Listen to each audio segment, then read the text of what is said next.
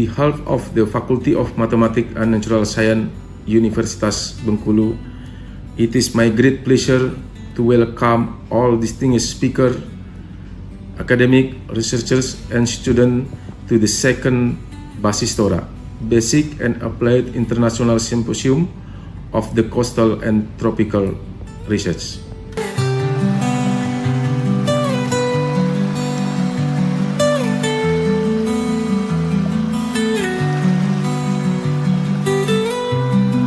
In conjunction with Basistora 2026, we are excited to the host of the second Asian Student Conference and Competition. This special platform is dedicated to our vibrant young mind in undergraduate and postgraduate from across Asia and beyond.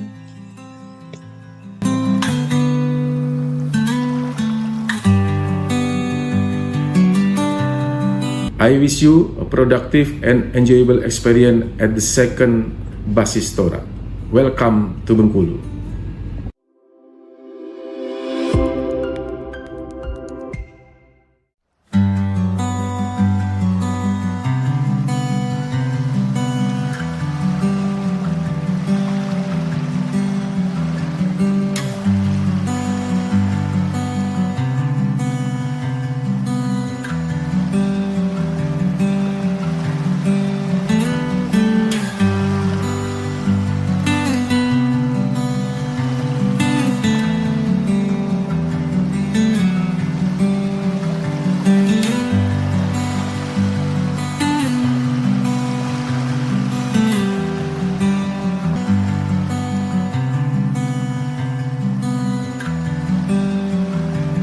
On the behalf of the Faculty of Mathematics and Natural Science, Universitas Bengkulu, it is my great pleasure to welcome all distinguished speakers, academic, researchers, and students to the second Basistora, Basic and Applied International Symposium of the Coastal and Tropical Research.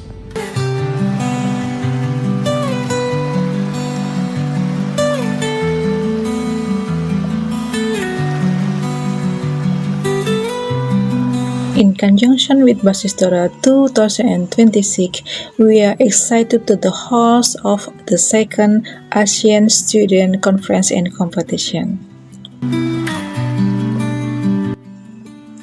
This special platform is dedicated to our vibrant young mind in undergraduate and postgraduate from across Asia and beyond.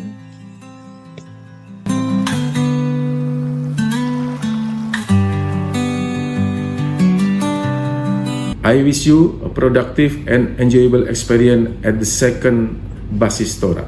Welcome to Bengkulu.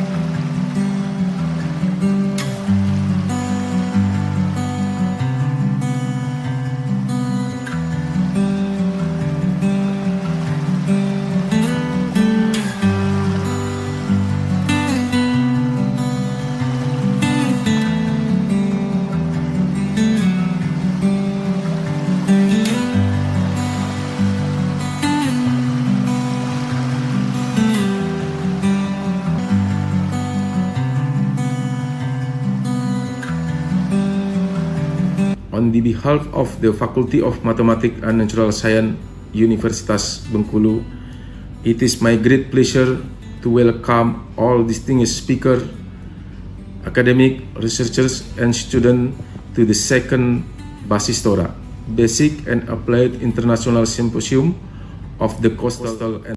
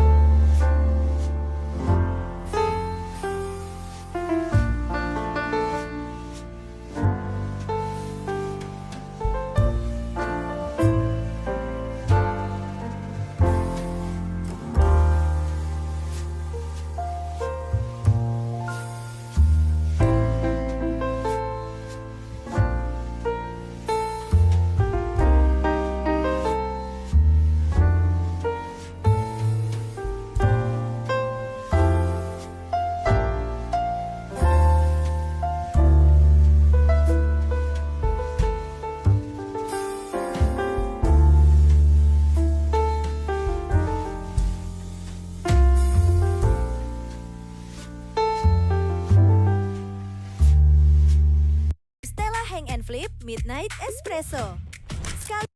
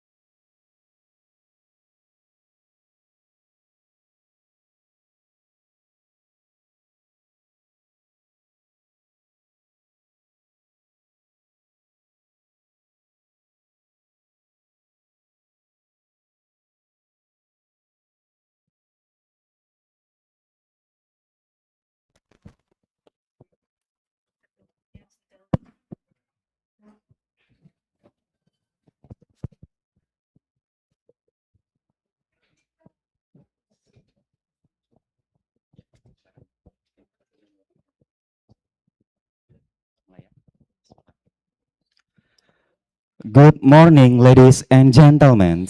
Welcome to the second Basic and Applied Science International Symposium of Tropical and Coastal Research Basistora 2026 in conjunction with the second ASEAN Students Conference and Competitions organized by Faculty of Mathematics and Natural Science, University of Bengkulu, conducted via Zoom meeting. We expect all guests and participants to turn on the camera and mute your audio. Thank you. Assalamualaikum warahmatullahi wabarakatuh.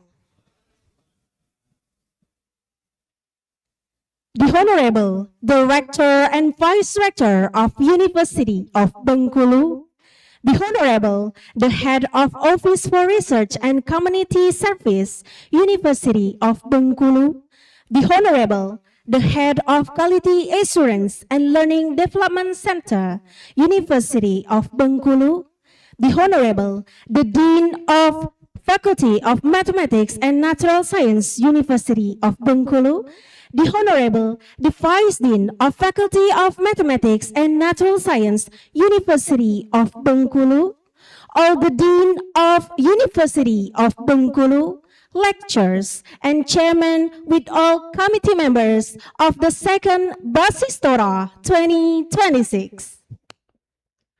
The Honorable, the keynote speakers of the second Basistora 2026, Professor Chang Chunyet Chen Yang from Mingchi University of Technology, Taiwan, Dr. Nur Hidayah Abdul Manan from University Malaysia Terengganu, Malaysia, Dr. Fatima Mraiche, PhD from University of Alberta, Canada, Associate Professor Martianus Frederick Ezerman from Nanyang Technological University, Singapore, Associate Professor Siti Saidah Saiwari from Songkla University, Thailand, Associate Professor Kanakuze Adrian Chris from East African Christian College, Rwanda.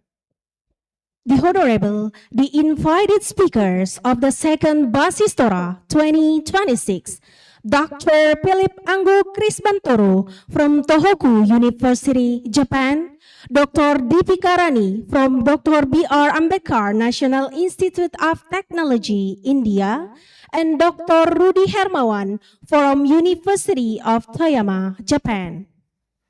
The Honorable, all of the distinguished participants.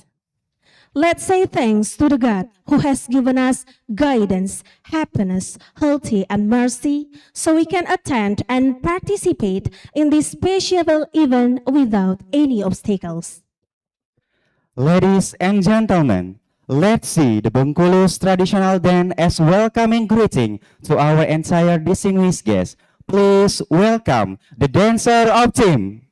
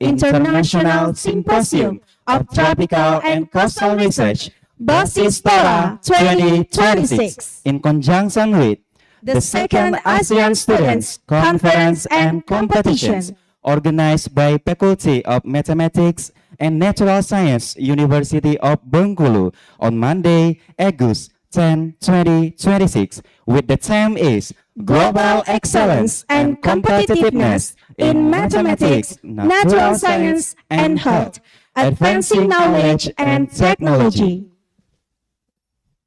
We also extend a very warm welcome to all of participants, and we would like to thank everyone for being here to participate this event. To start this event, let reciting Basmalah together. Bismillahirrahmanirrahim. Ladies and gentlemen, please stand for the singing of the Indonesian National Anthem, Indonesia Raya.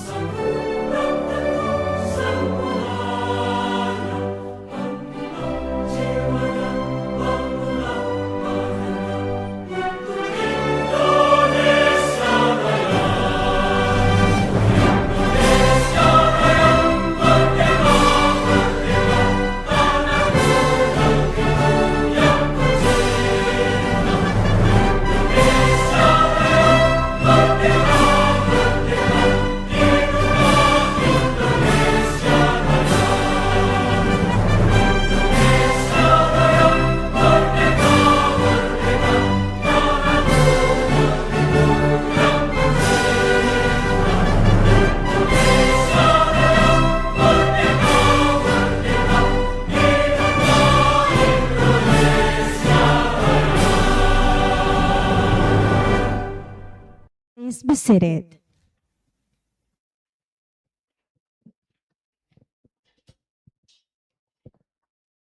Ladies and gentlemen, let's hear the first welcome remarks from the Chairman Committee of the Second Basistora 2026, Dr. Depi Ratnawati. Please welcome.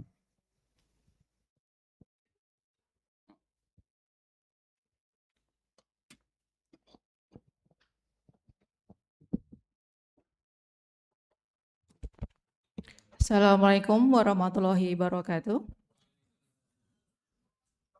The Honorable Rector of University of Bengkulu, the Honorable Dean of Faculty of Mathematics and Natural Science, and audience within the University of Bengkulu, Vice Dean, Head of Department, respected faculty members, our distinguished keynote speaker and invited speaker from Taiwan, Thailand, Singapore, Malaysia, Canada, Rwanda, Japan, our respected presenter and participant from Indonesia and abroad. Ladies and gentlemen, it's my great pleasure and honor on behalf of the organizing committee to welcome all of you to the second Basic and Applied Science International Symposium of Tropical and Coastal Research, in conjunction with the second ASEAN Student Conference and Competition 2026, organized by the Faculty of Mathematics and Natural Science, University of Bengkulu. This year's symposium carries the theme Global Excellence and Competitiveness in Mathematics, Natural Science, and Health, Advancing Knowledge and Technology. First of all, let us express our deepest gratitude to Almighty God for His blessing, guidance, and mercy, which allow us to gather today in good health and high spirit. Ladies and gentlemen, science and technology continue to evolve at unprecedented pace. Today, global challenges including environmental sustainability, public health, food security, energy, and climate change cannot be solved by a single discipline or a single institution. They require collaboration, innovation, and the exchange of ideas across borders. Therefore, Basistora was established not only as academic conference, but also as a platform to connect researchers, educators, professionals, students from different countries to share knowledge, inspire innovation, and build meaningful collaboration for the future. This year, we are delighted to welcome 163 registered participants, consisting of 71 participants attending offline at the University of Bengkulu and 92 participants joining us online from various regions and countries. We also honored to have presenters and participants representing many outstanding universities, including Universitas Bengkulu, Universitas Pajajaran, Universitas Gadjah Mada, Universitas Jambi, Universitas Palangkaraya, Universitas Islam Negeri Alauddin Makassar, Universitas Mola Warman, Institut Teknologi Sumatera, Universitas Borneo Tarakan, Universitas Pendidikan Indonesia, Kaohsiung Medical University Taiwan, and Yala Rajapat University, Thailand. Your participation reflects us share commitment to advance scientific research and strengthening international academic networking. We are especially privileged to host 6 distinguished keynote speakers from world-renowned institutions: Mingxi University of Technology Taiwan, Prince of Songkla University Thailand, Nanyang Technology University Singapore, University Malaysia Terengganu, Malaysia, University of Alberta, Canada, and University of Rwanda. In addition, we sincerely appreciate the valuable contribution to our invited speaker from Tohoku University, Japan, National Institute of Technology Jalandhar, India, and University of Toyama, Japan. To all our distinguished speakers, thank you very much for accepting our invitation and for your willingness to share your expertise, experience, and valuable insight with all participants. Ladies and gentlemen, I would also like to express my sincere appreciation to the Rector of University of Bengkulu, the Dean of Faculty Mathematics and Natural Science, all members of advisory board, reviewers, moderators, sponsor, committees, member, volunteers, and every individual who has worked tirelessly over the past several months to make the symposium possible. Organizing an international conference is never a simple task. It requires dedication, teamwork, and commitment from many people. Therefore, I sincerely thank everyone who has contributed their time, energy, and support. To all presenters, I encourage you to take this opportunity not only to present your research findings, but also to engage in meaningful discussion, exchange constructive feedback, and explore future collaboration. I also encourage all participants, especially our students, to actively participate in every season, ask questions, share ideas, and build professional network to lead to future research partnership. I truly believe that today's discussion will generate innovation ideas and strengthen international collaboration in mathematics, natural science, healthy science, and technology for the benefit of society. Finally, on behalf of the organizing committee, I would like to apologize in advance for any shortcoming of any inconvenience you may experience during the symposium. We highly appreciate your understanding and valuable support. Thank you once again for your participation. We hope you enjoy the conference, gain new knowledge, establish lasting collaboration, and have a memorable experience during Basistora 2026. With that, I wish all of you a success and productive symposium. Thank you very much, and wassalamualaikum warahmatullahi wabarakatuh. Waalaikumsalam. Gak ada. Pada di sana semua, aula. We wish Dr. Devi stay on the stage for the next agenda. For the tumpeng cutting ceremony, as the symbol of Faculty of Mathematics and Natural Science anniversary, we are honored to invite the Rector and the Dean of Faculty of Mathematics and Natural Science University of Bengkulu to come forward and cut the tumpeng together.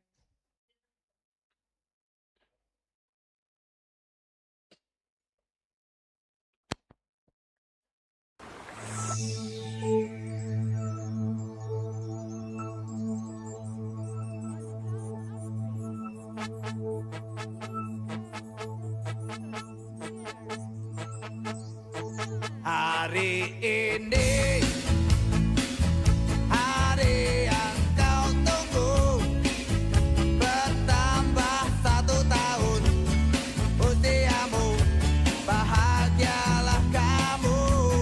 Yang ku beri bukan jam dan cincin, bukan seikat bunga atau puisi, juga kalung hati.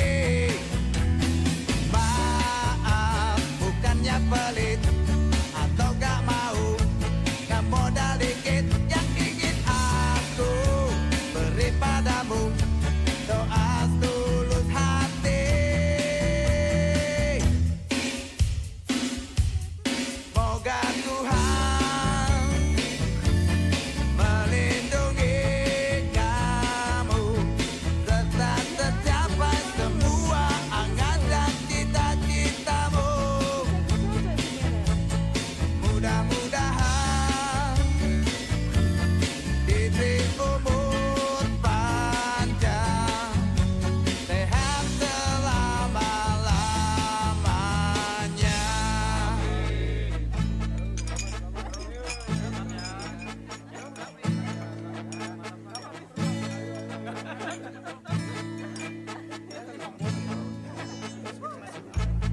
Moga Tuhan melindungi kamu, serta tercapai semua angan dan cita-citamu. Mudah-mudahan diberi umur panjang, sehat selama-lamanya.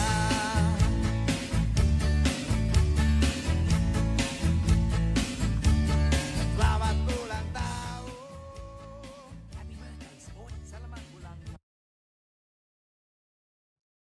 Ladies and gentlemen, let's hear the second welcome remarks from the Dean of Faculty of Mathematics and Natural Science University of Bengkulu, Professor Dr. Sal Primayuda.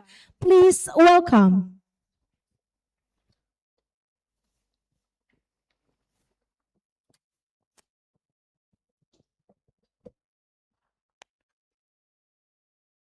Assalamualaikum warahmatullahi wabarakatuh.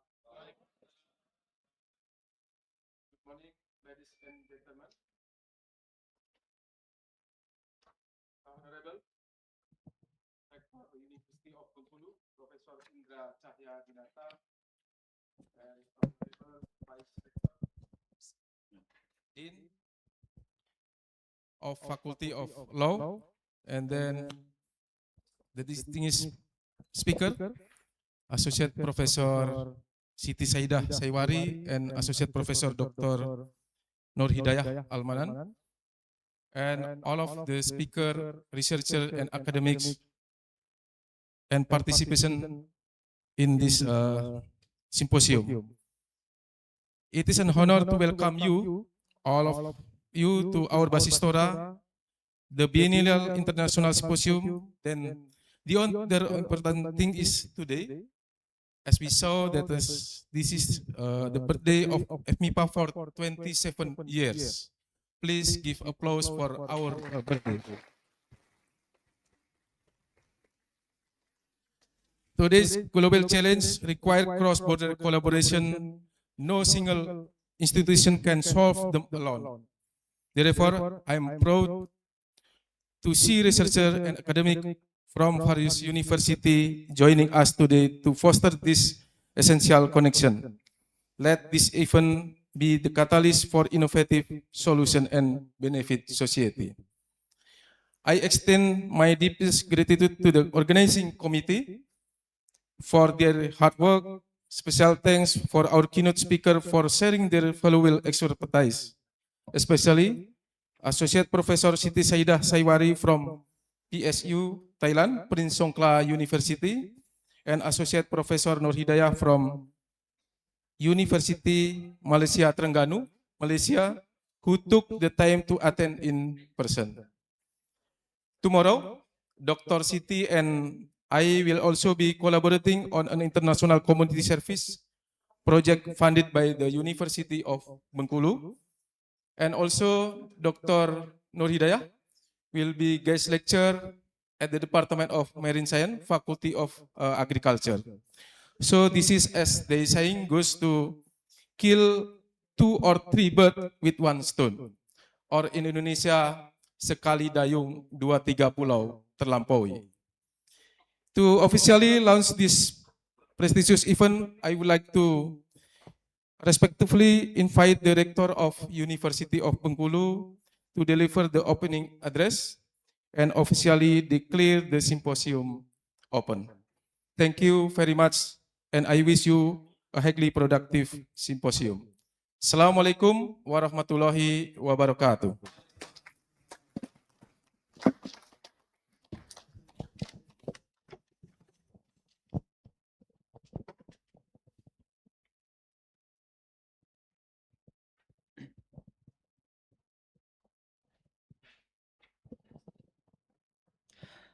Ladies and gentlemen, now we would like to invite Professor Dr. Indra Cahya Dinata as the Rector of University of Bengkulu to deliver his welcome remarks. Please welcome.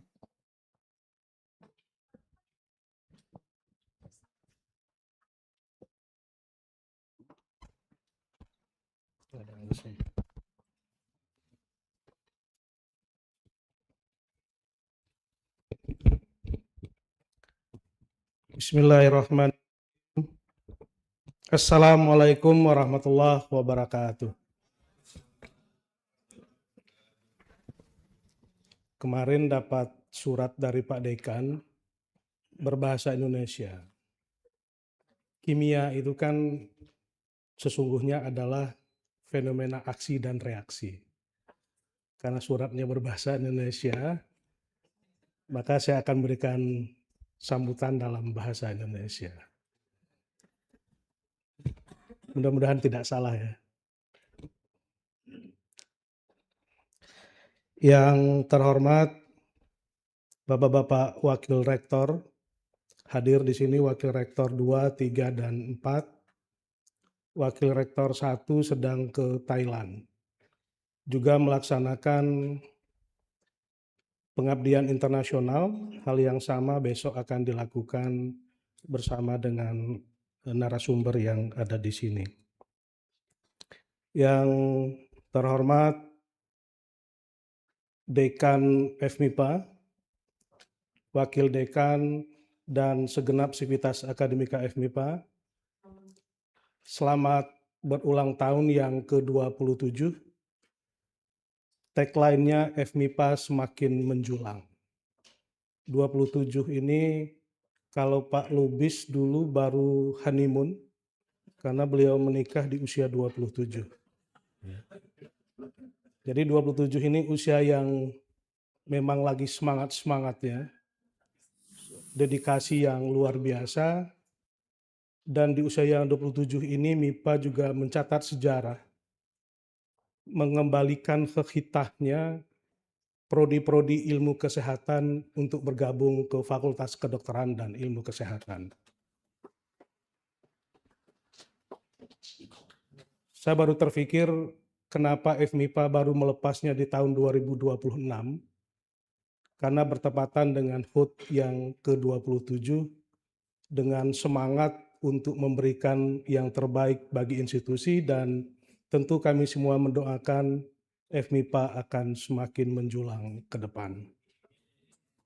Bapak-bapak Dekan selingkung UNIP, hadir di sini Dekan Fakultas Hukum, Dekan Fakultas Ilmu Sosial dan Ilmu Politik, Dekan dan Wakil Dekan dari fakultas yang diundang dan hadir pada pagi hari ini, Ketua dan Sekretaris Lembaga,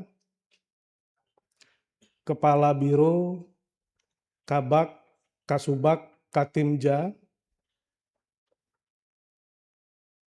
peserta dan tentu yang kami muliakan segenap narasumber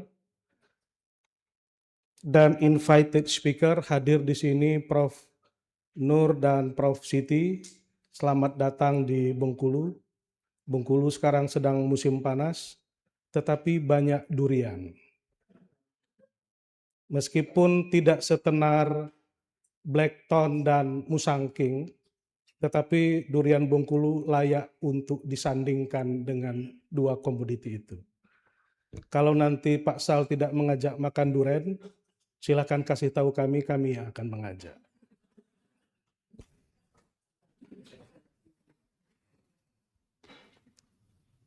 Bapak Ibu yang kami hormati dan semua peserta, terima kasih kepada segenap panitia, Bu Devi dan teman-teman yang sudah luar biasa menyiapkan agenda kegiatan yang kita lakukan dan mudah-mudahan ini konsisten untuk dilakukan di tahun-tahun yang akan datang. Oleh karena itu kita bersyukur kehadirat Allah Subhanahu wa taala Tuhan yang Maha Esa, kita bisa berkumpul bersilaturahmi pada pagi hari ini untuk pembukaan kegiatan Basistora yang kedua tahun 2026.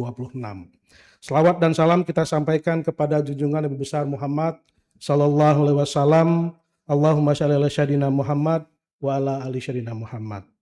Ibu Bapak yang kami hormati, atas nama segenap pimpinan dan seluruh sivitas akademika Universitas Bengkulu, kami menyampaikan selamat datang dan penghargaan yang setinggi-tingginya kepada seluruh narasumber, invited speaker, semua peserta, dan segenap panitia yang telah berkenan untuk bersama-sama mensukseskan kegiatan yang kita lakukan pada hari ini sebagai sebuah forum ilmiah internasional.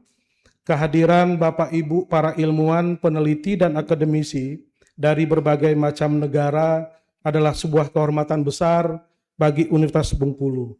Forum ini menjadi bukti bahwa ilmu pengetahuan memiliki karakter yang universal, melampaui batas geografis, budaya, dan juga lintas institusi. Melalui ini kami mengharapkan terbangun ruang bersama untuk bertukar gagasan, memperkuat jejaring akademik, serta menciptakan kolaborasi yang mampu menjawab tantangan global. Hadirin yang berbahagia, dalam perjalanan sejarah peradaban, ilmu-ilmu dasar selalu menjadi fondasi utama bagi kemajuan umat manusia. Melalui basic science, kita memahami prinsip-prinsip fundamental yang mengatur fenomena alam. Sementara itu, melalui ilmu terapan, pengetahuan diterjemahkan menjadi solusi inovatif dalam berbagai ilmu, mulai dari lingkungan, kesehatan, energi, teknologi, hingga pembangunan berkelanjutan. Kawasan tropis dan pesisir, di mana Bengkulu merupakan salah satu wilayah itu, menjadi salah satu wilayah yang memiliki nilai strategis dalam kajian ilmiah global.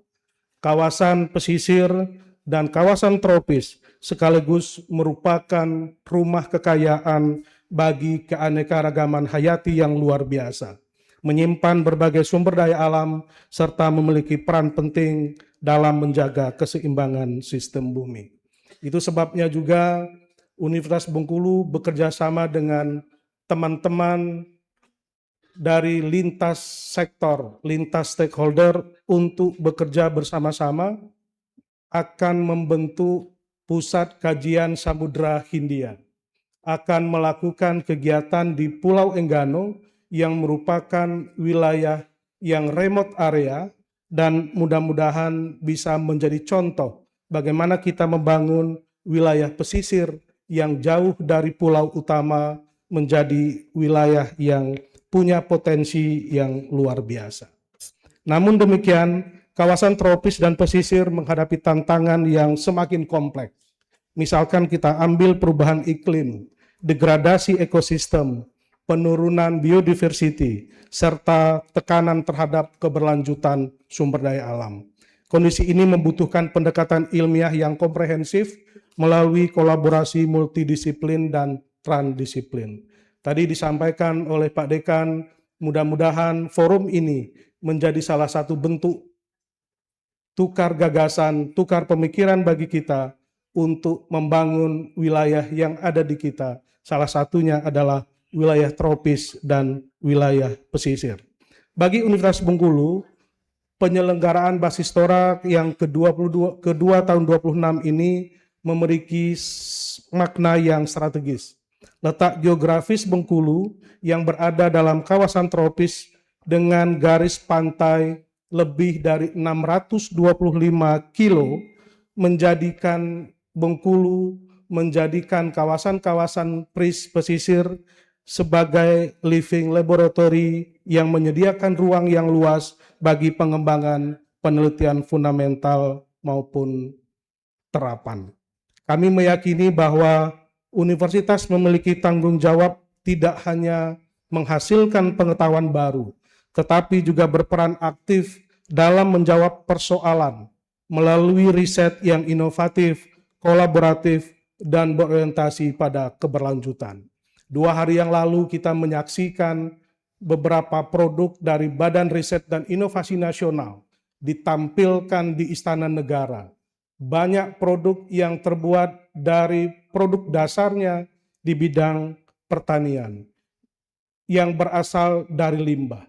Tetapi output yang dihasilkan adalah produk-produk dengan kualitas yang baik, dengan harga yang bisa terjangkau, dan mudah-mudahan hal semacam ini akan memperkuat ekosistem riset, akan memperkuat ekosistem hilirisasi dari riset itu sendiri untuk bisa bermanfaat bagi kita semua.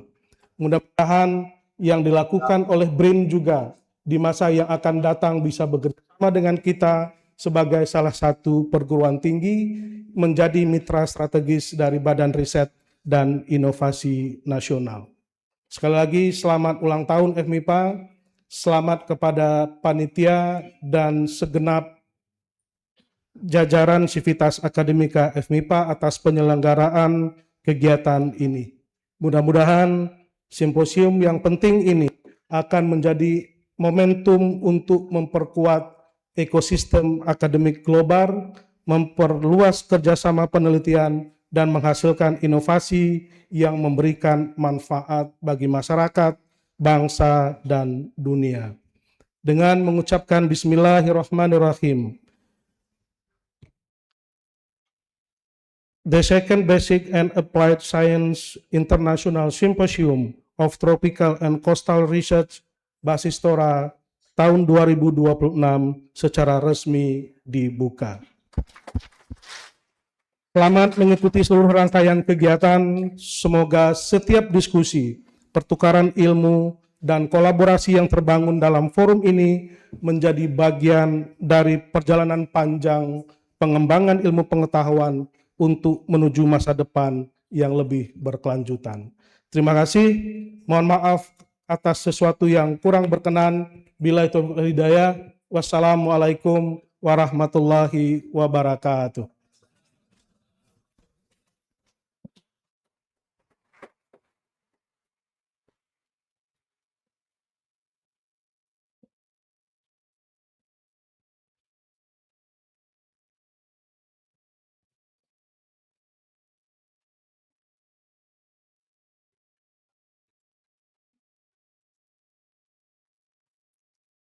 The next agenda is the ceremonial opening of the second Basistora 2026 as a symbol of unity, enthusiasm, and the official commencement of the program. We are honored to invite the Rector, the Vice Rector, the Dean of Mathematics and Faculty of Natural Science, University of Bengkulu, and the Chairman Committee to come to the stage.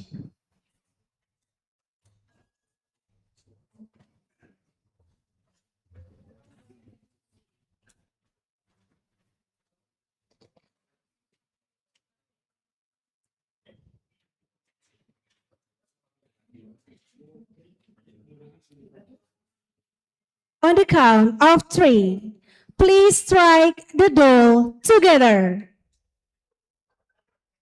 1, 2, 3.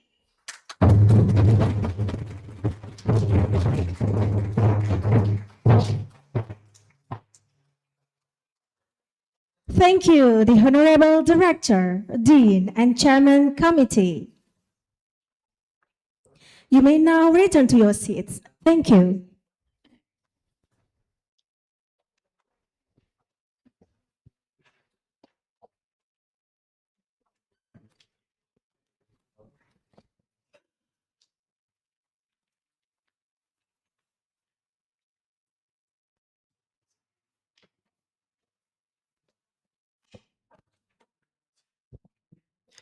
Ladies and gentlemen, the next agenda is invocation. The prayer will be led by Zakwan. Please welcome.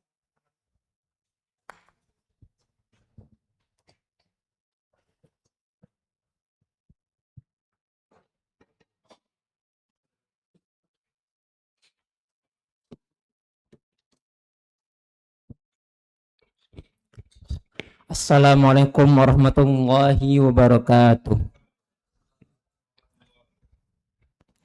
Ladies and gentlemen, my name is Muhammad Napadakwan. Please allow me to lead the invocation according to the teachings of Islam. Those of other faiths are kindly invited to pray according to the teachings and traditions of your respective religions. Astaghfirullahalazim, astaghfirullahalazim, astaghfirullahalazim. Bismillahirrahmanirrahim.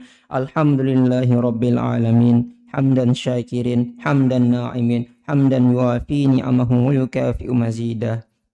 Ya Allah, on this blessed day, in conjunction with our Basistora event today, we beseech Thee and grateful towards You in favor of all the infinite blessings that You have given to us, Your humble servants, to live in safe and prosperous life. We seek Your blessings for a flawless progress of this event from the beginning till the end. We seek Your guidance from the things that will hinder the progress of this event. Ya Latif, Ya Rahman, please bless us with Your tawfiq and hidayat. Please guide to greatness, peace, glory, and prosperity in this world and the hereafter. Make us responsible intellectual. Grant us with a valuable knowledge that will be beneficial to mankind in order to gain Your mardatillah. Make us a servant that follows Your commands and neglect the sinful act. Please forgive us for our wrongdoing. Ya Allah, we ask for security and prosperity upon us, our leaders, and our country.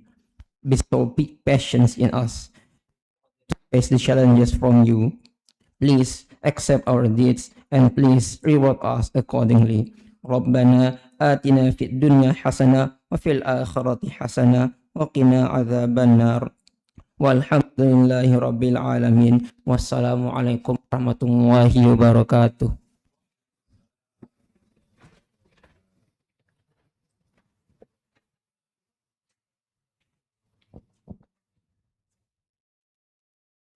Ladies and gentlemen, the next event is a group photo. We expect all of the distinguished participants to stand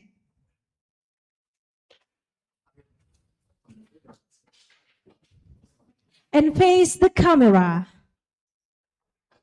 We expect all guests and participants joining via Zoom meeting to turn on the camera.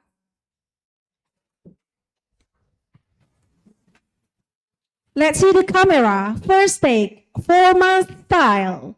1, 2, 3. The second take, Unip Unggul style. 1, 2, 3. Okay, the last take, freestyle.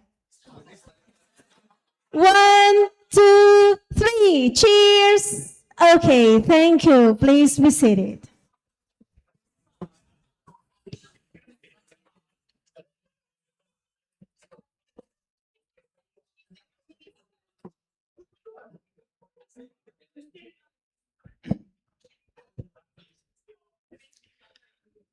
Ladies and gentlemen, now we would like to invite the first keynote speaker, Dr. Fatima Mraiche, PhD from University of Alberta, Canada.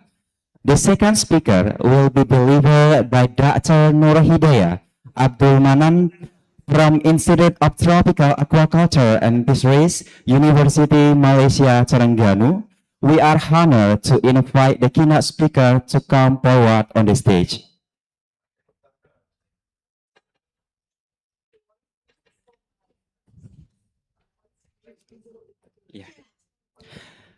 The third speaker will be delivered by Associate Professor Siti Saidah Saiwari from Department of Rubber Technology, Prince of Songkla University, Thailand. We are honored to invite the keynote speaker to come forward on the stage. These sessions will be guided by moderator Siti Hairunisa Nurpahmi, Master of Science. Time is yours.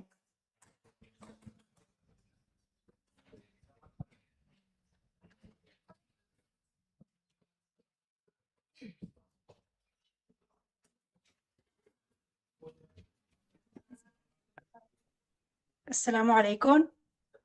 Bismillahirrahmanirrahim. Assalamu alaikum, good morning and good evening for myself, talking to you from Edmonton, Alberta, Canada, which is the western part of Canada. I'm Fatima Mreish, an associate Hello, Dr. professor. Fatima. Yes. Hello. It's nice to Yes. see you. I am the moderator of this event. Okay. Thank you actually, but before that, let me read something about you, about your profile, so that the audience will recognize you and also your research today. Yes. Sorry, I wasn't able to hear the earlier part, so I Oh, just assumed yes, that we were yes. going to start. Okay, then let me open the stage first and then to invite you next. Okay? It's okay, Sure, Dr. Fatima, it's an honor actually to meet you. Thank you. Yes, perfect. Yes. Assalamualaikum warahmatullahi wabarakatuh. Okay, and first and foremost, allow me to extend my highest respect to all the officials of Universitas Bengkulu, from the honorable rectors and also the vice rectors, and also the Dean of Faculty of Mathematics and Natural Sciences, all together with the vice deans. I would like also to express my deep respect to the head of LPPM, our Institute for Research and Community Service, all together with the head of and Learning Development. And in particular, I would like to express my deep respect to the chairman of the event, as well as our distinguished keynote speakers, esteemed colleagues, and all participants of this international conference. I am Siti Hairunisa Nurfahmi. It is my honor to serve as moderator in this plenary session.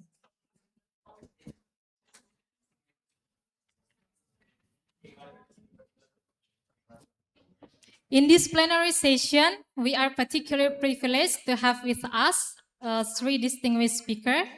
The first one is Dr. Fatima Mraiche from University of Alberta, Canada. The second is Dr. Nur Hidayah Abdul Manan from University Malaysia, Terengganu. And the third is Dr. Siti Saidah Saiwari from Prince of Songkla University, Thailand.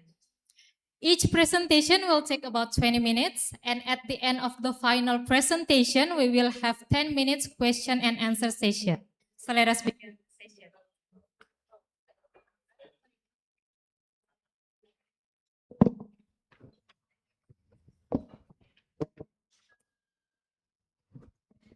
And this is the time. It is my great pleasure to invite our first speaker, Dr. Fatima Mraiche from the University of Alberta, Canada.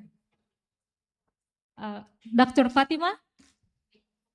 Yes, it's our honor to have you here, actually. And it seems like you're ready to deliver the presentation, so I will give you the floor to deliver your presentation.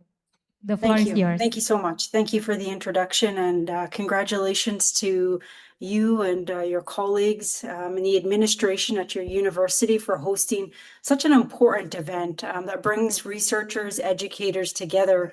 And thank you for giving me this opportunity to share some of my insights on incorporating artificial intelligence in our curriculum and really being able to show you some evidence based on a scoping review that we did to its implementation in our course. So again, I am coming from Edmonton, Alberta, Canada. It's 8 p.m. here on a Sunday. So weekend time, a little bit later in the evening. We are summer season. So I think you guys are early morning. So I said good morning, but for me, it would be good evening. So I'm the Vargo teaching chair. I'm also the director of an international faculty development program. And while I am here, I do welcome any of you who are interested in health profession educations, particularly the medical curriculum or residency programs. We do run an international faculty development program, so please feel free to connect with me on LinkedIn. I'd be happy to share more about that with you. So just as I dive in, I wanted to share with you a little bit of where I come from. I'm again from Edmonton, Alberta, which is the western part of Canada. We have very extreme weather. In the summer, it's quite warm, but our winters are also quite extreme. We could go up to temperatures of -25. Regardless of the degree of cold, it is still a very beautiful city to visit during the winter. And we welcome all of you to visit us in Edmonton, Alberta, Canada. So kind of today's presentation, I really want to be able to, prior to doing that, I do want to give a disclosure. There are no conflicts of interest to declare. Just for the scoping review data that I will be presenting, this is a list of authors, which was based on a collaboration with Qatar University, which I previously had an affiliation with.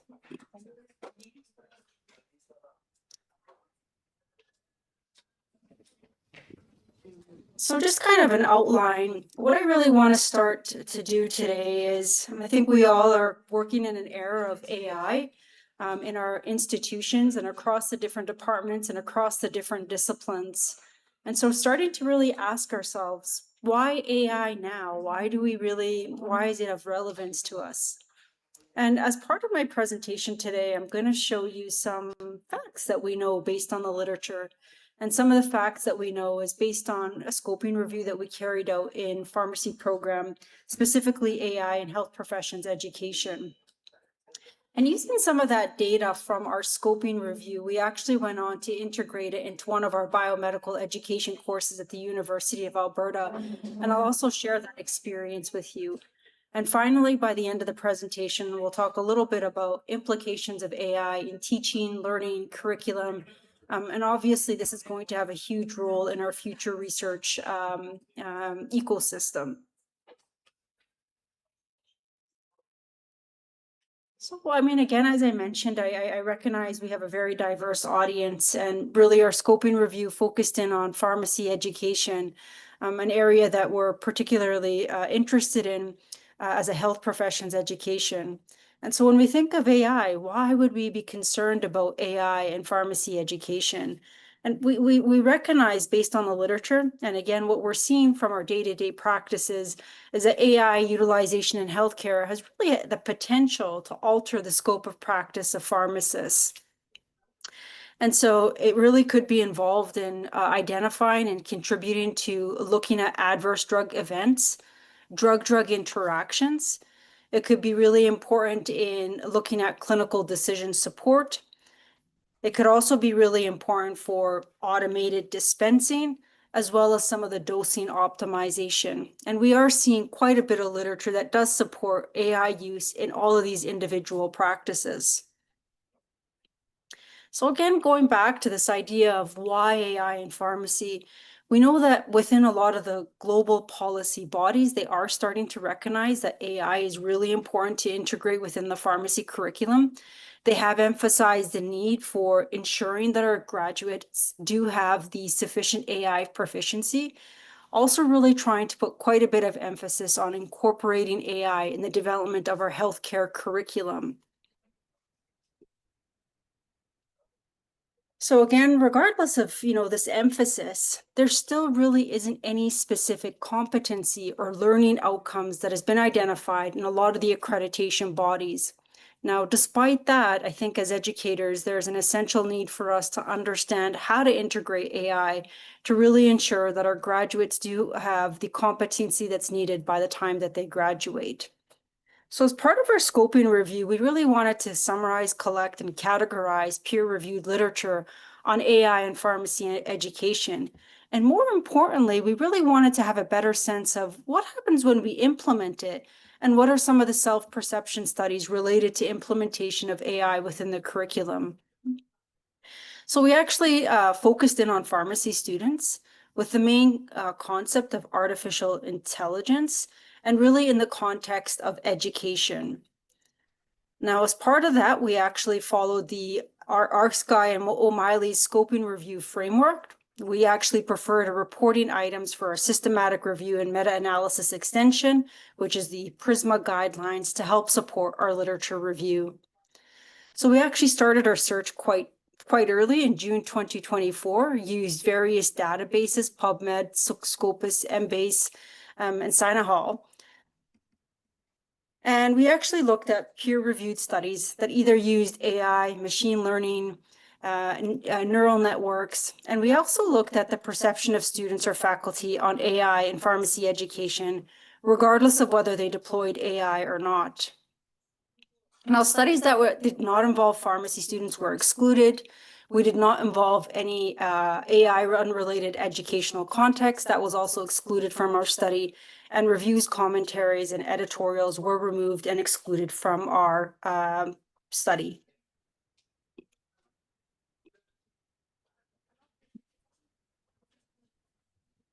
We also basically, again, we looked at innovation of articles, proposed or actual implementation of AI within the education, and we looked at the perception of students and faculty, their knowledge, their attitudes, their practices, their positive viewpoints, as well as their concerns.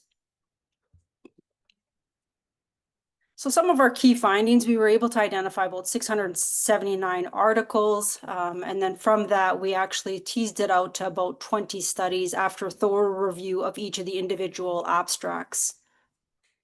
So of the 20 studies, 10 were innovation studies and 10 were perception studies. So again, our publications ranged from 2016 to 2024. They covered really various countries around the world, as you could see in our map here.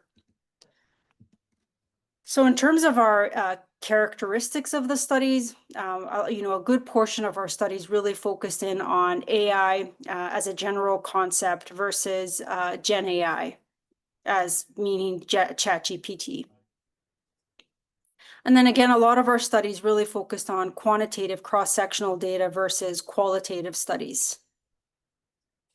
So what did we actually find when we looked at the literature and incorporation of AI in pharmacy education? And again, using pharmacy education as health professions, and we are seeing similar trends amongst the various health professions. We saw that of the 10 innovative studies that we found, 90% of the studies included pharmacy students exclusively. Only one of the study included pharmacy students alongside other health professionals. And again, all the studies really focused on undergraduate studies. In terms of the perception studies, about 40% of the studies included perceptions of pharmacy students. One study had both faculty and students, and one study included Master of Pharmacy students. So again, when we looked at a lot of this, we tried to understand the faculty-led AI applications as well as the student-centered AI applications. So when we looked at the faculty-led applications, it really involved various types of applications. We had evaluation, reflective writing, and examination and assessments. And those are the types of AI applications that are being used by faculty. In terms of evaluation, it was program evaluation, student performance evaluation. In terms of exams and assessments, it was really exam question generation, being able to create feedback. And when we looked at reflective writing, it involved reflective writing analysis.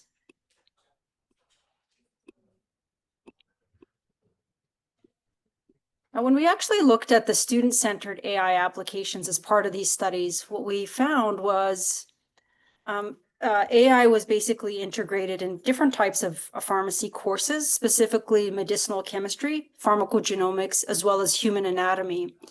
And AI was basically used for personalized learning, communication skills training, and clinical interactions, process-driven problem-based learning.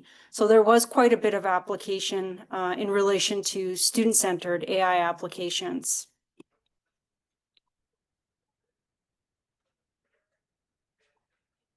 So when we looked at actually the perceptions of students based on the 10 studies that we did come across, we found that 4 of the studies reported very familiar or good awareness of AI.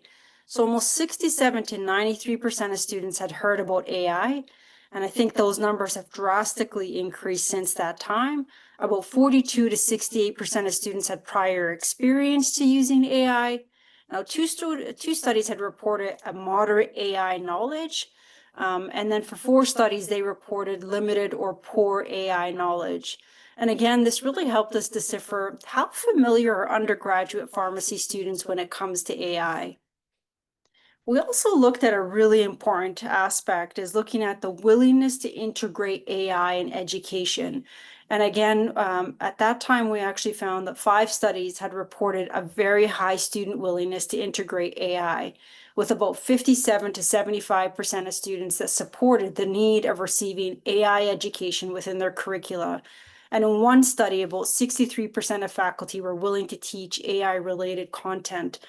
And this was really particularly important to us as we started to develop and design, as well as redesign many of our courses to ensure that AI was integrated in the education to really ensure that students are able to graduate as competent students with AI technology. Now, across our studies, we did see that students did have concerns on AI across the studies. And some of these concerns basically evolved around the following topics: preparation and curriculum gaps. Students were starting to think that they don't have the formal AI education that's needed. Insufficient knowledge training. Some students perceive AI education as not relevant. There was some concerns about reliability and safety, as well as over-reliance, which we're seeing as a common concern that seems to be growing, where unfamiliar users may trust outputs uncritically. Are faculty ready to really be able to train and use AI?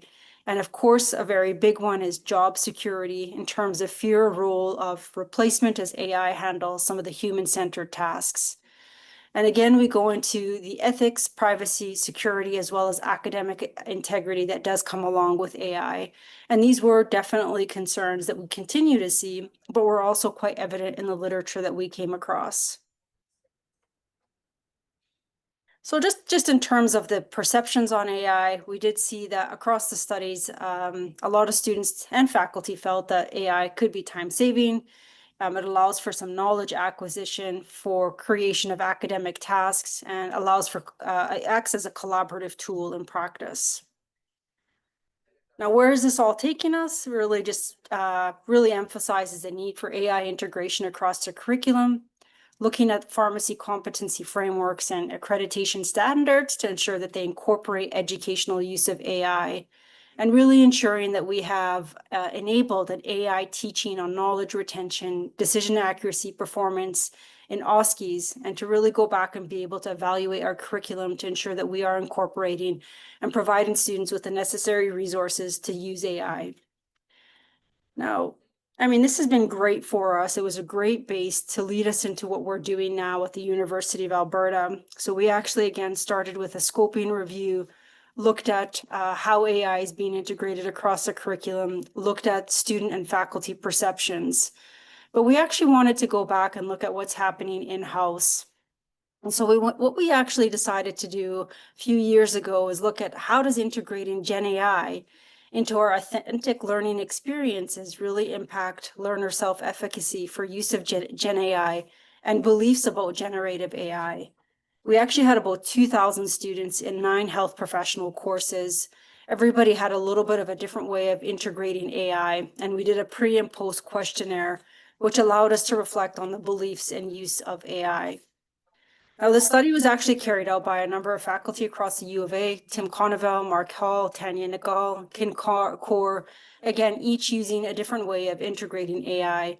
And really just for today, I know I'm kind of limited with time. I really just wanted to highlight how in my own course, in a biomedical course, we use Gen AI as a reflection tool to build critical evaluation skills in pharmacology education. So Pharmacology 306 is based on a course that covers drug disposition and metabolism. It's offered to third-year students in the Bachelor of Pharmacology program in the Faculty of Medicine and Dentistry at the University of Alberta. It is a mandatory course.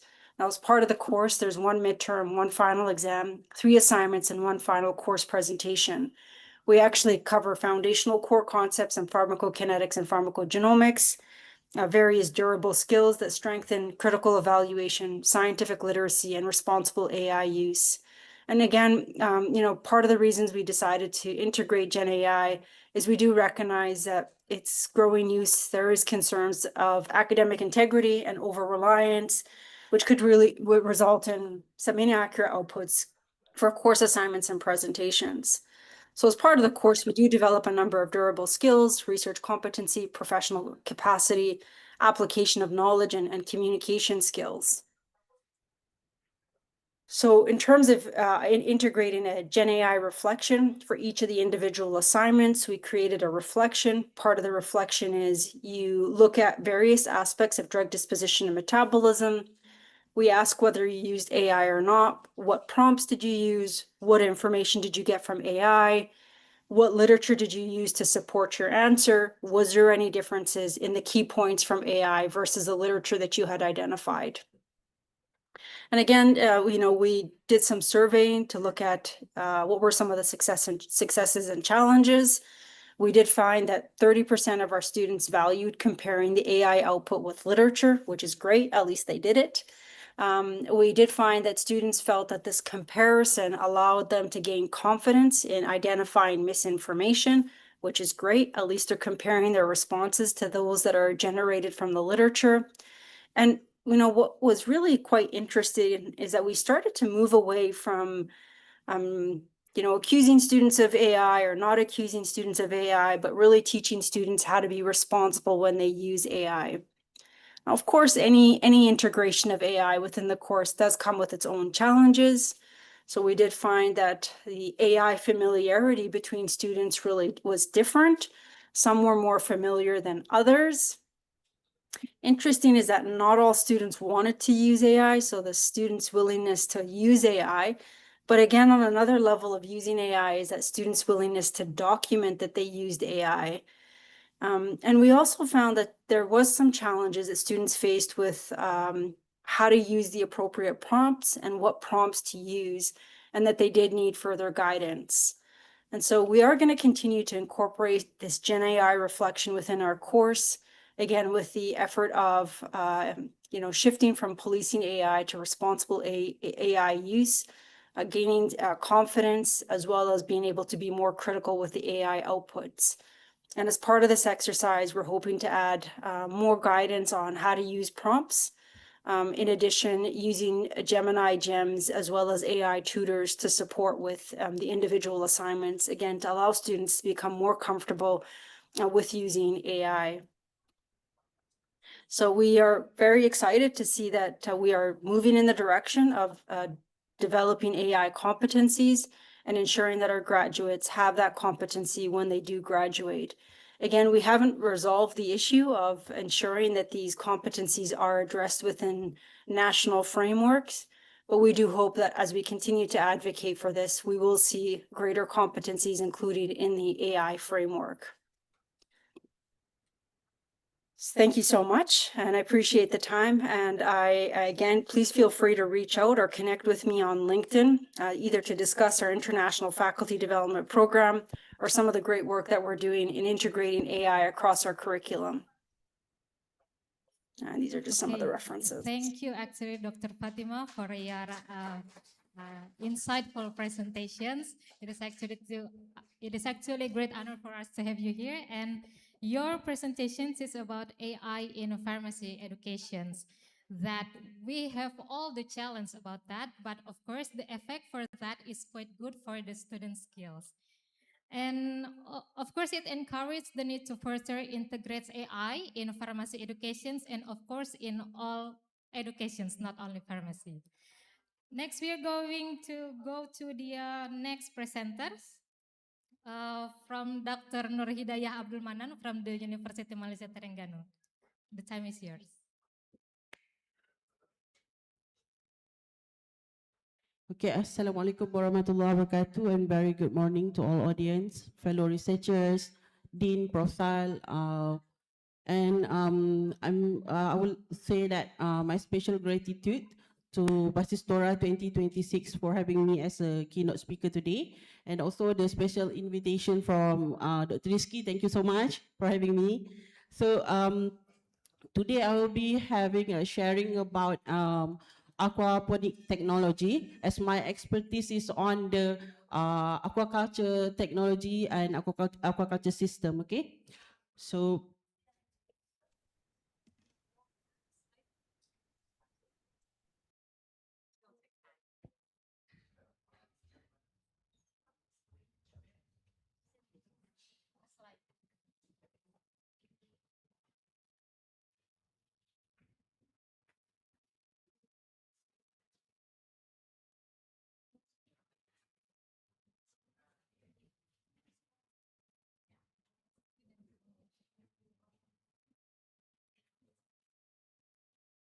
that one. Okay.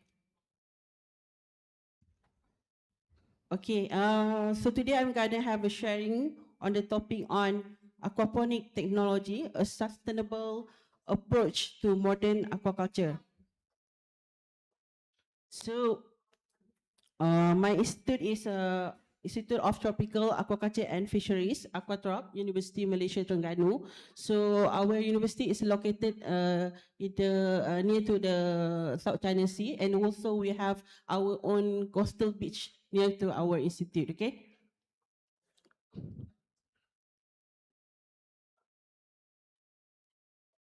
Okay, as an introduction, so what is aquaponic technology?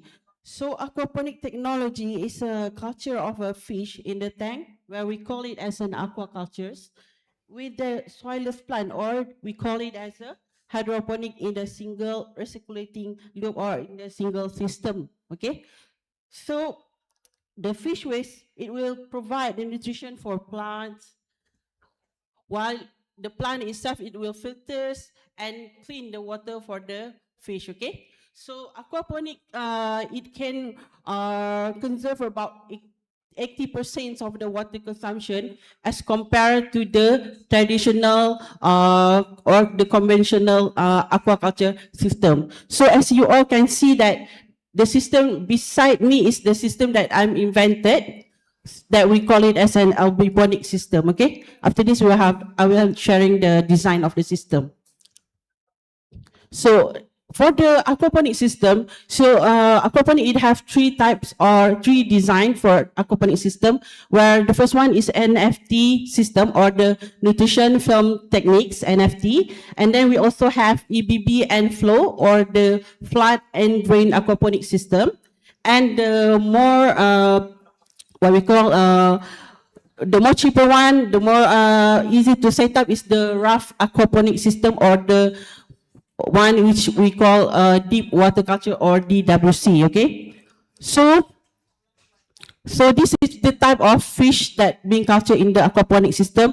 For my project, we culture the red tilapia fish and also the catfish, or in Indonesia we call ikan lele, right? And we also can culture the jet perch and also koi fish in the aquaponic culture system. Okay. And the best plant to be cultured in aquaponic system, also we have the lettuce, and also we have water spinach, and we have small and lightweight fruits such as the strawberry, tomato cherry, that we cultivate in the aquaponic system also.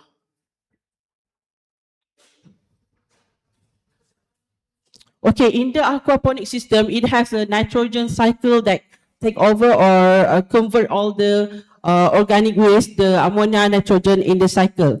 As you see in the cycle, we have the fish that it has excretion. So in the high amount of the excretion, it will convert into ammonia, and it is toxic to the fish culture. So in the aquaponic system, it has a beneficial bacteria, which is the Nitrosomonas, nitrobacter, that will convert all this type of ammonia nitrates into beneficial product, which is nitrates that will be used by the plant for the growth. So in the aquaponic system itself, the plant will use the nitrate as the biofertilizer in the system. So it is more what we call more safe system to be used to provide the fish and also the organic plant in by using this system itself. Okay.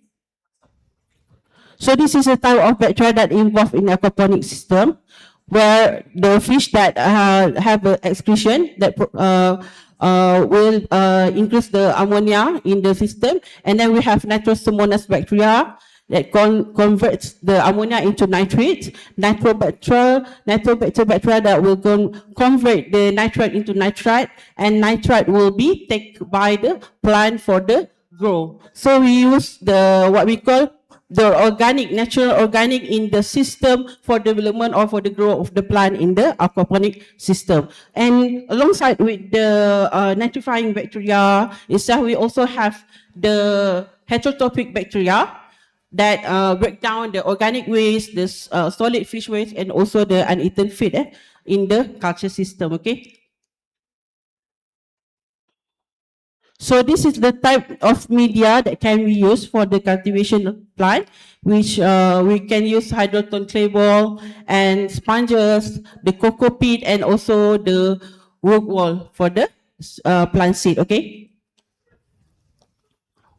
So there's a lot of benefit from the aquaponic system. So the six major one is water conservation lah.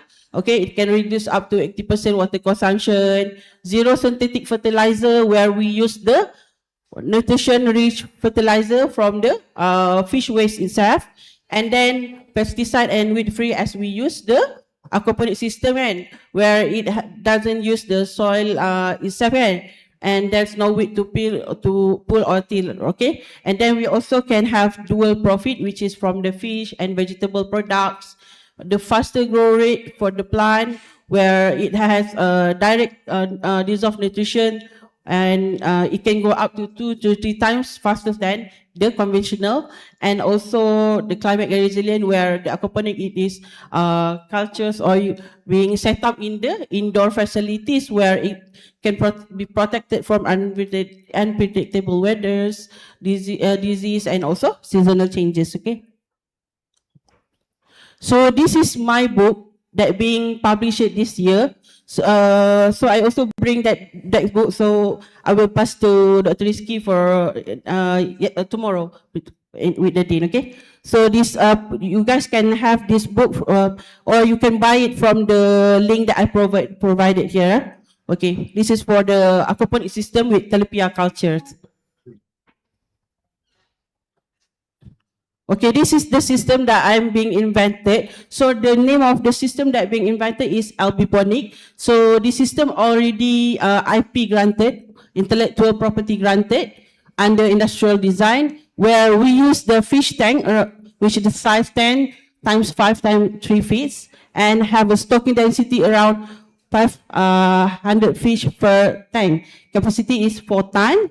And we use the type of NFT aquaponic system, okay? And from this system that we set up, we can produce up to 80% survival of the fish, and also we can generate around 1,960 ringgit per ton, per tank of the fish that can be sold or can be produced from the fish, from each tank, okay?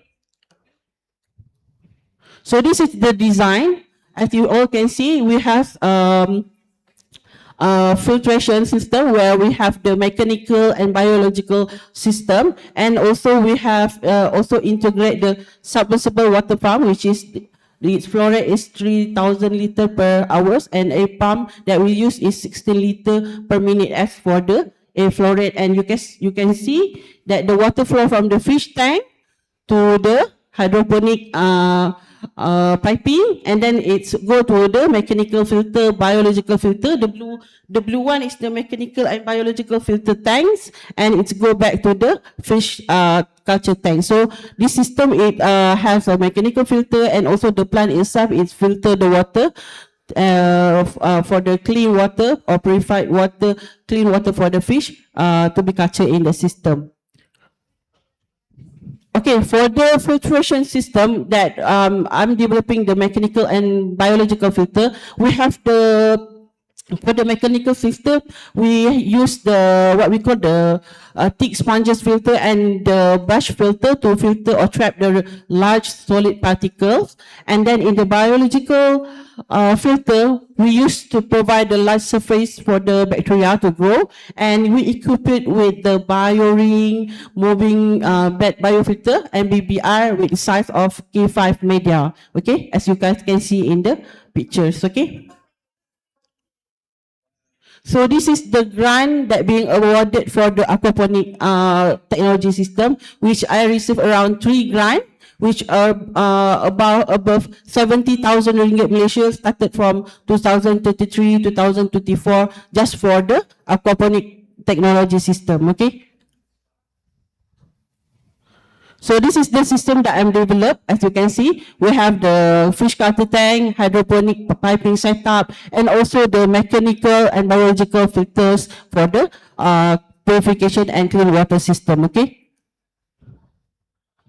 So this is some result that I can share with you all, where from the 4-month of culture period, we have the tilapia, red tilapia fish that being cultured. The temperature was around 26 to 27 degrees Celsius, and then the dissolved water oxygen is around 2 to 4 mg per liters, pH around 6 to 7, and then ammonia around 0.6, and a bit higher at the early month. I think this is due to the still undeveloping of the bacteria itself, and then as you can see that it's lower amount of the ammonia when it reaches to 2nd, 3rd, and 4th month of culture period. Nitrates around 0 something mg per liter, and nitrates around 0 to 11s. Okay.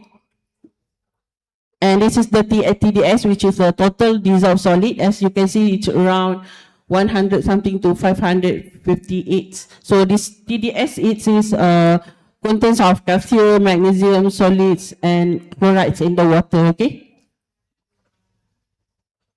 So this is the plant grow performance. As you can see that chive water spinach in red spinach, it showed a very good growth performance as compared to other type of plant that we culture in the aquaponic system. Okay.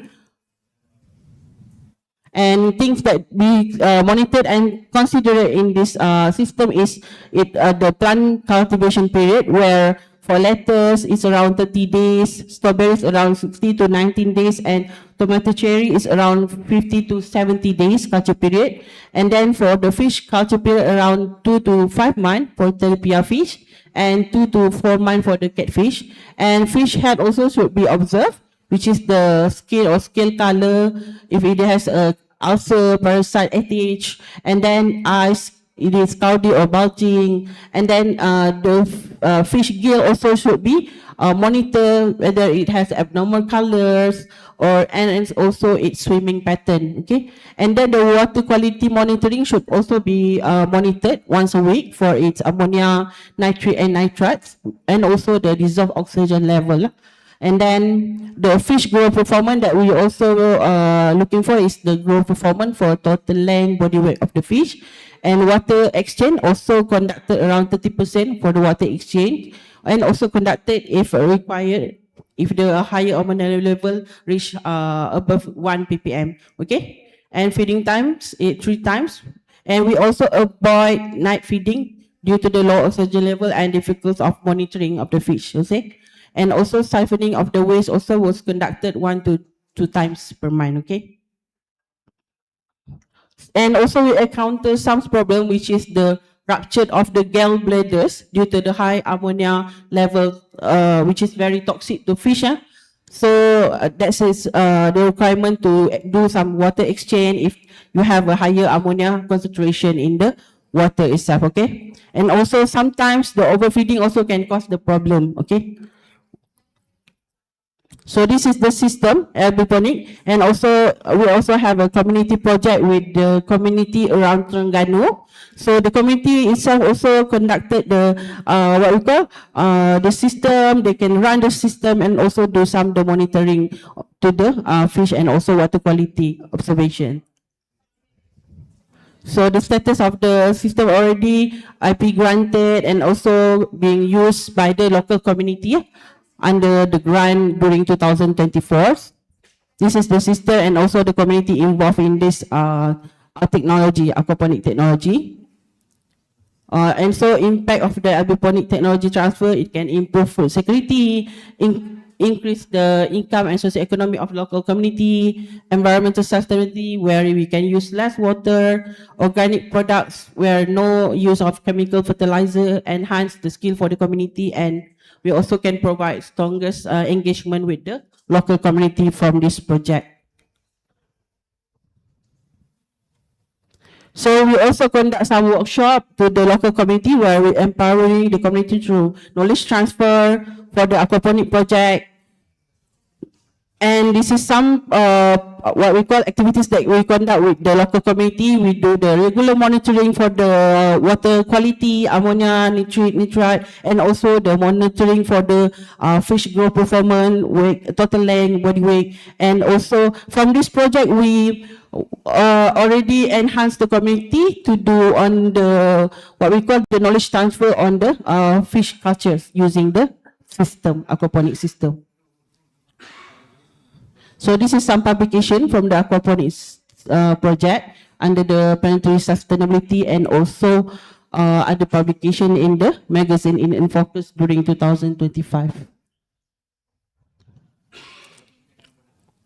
So I invited for research collaboration, especially to all of you lah, dosen, lecturers, to do some collaboration with my, either with me or my institute. We can grow our collaboration either in the microbes, right? That's risky. So this is my email. You guys can contact me through email after this or through my WhatsApp numbers or from the Triskis. Okay, that's all for me. Thank you so much. Thank you, Dr. Nur Hidayah, for the excellent presentations regarding aquaponic system. That this is a quite new invention in water quality management and green farming technology. Next, we will invite the last presentations from Dr. Siti Saida Sayuari from Prince of Songkhla University, Thailand. The floor is yours.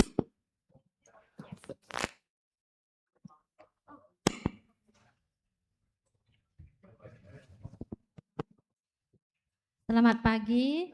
Assalamualaikum warahmatullahi wabarakatuh. Vice Director, Dean.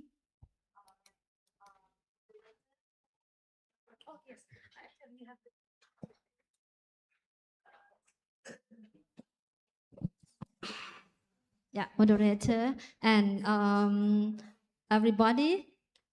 Thank you for having me in this Basistora. I'm so happy to be here. Oh, excellent.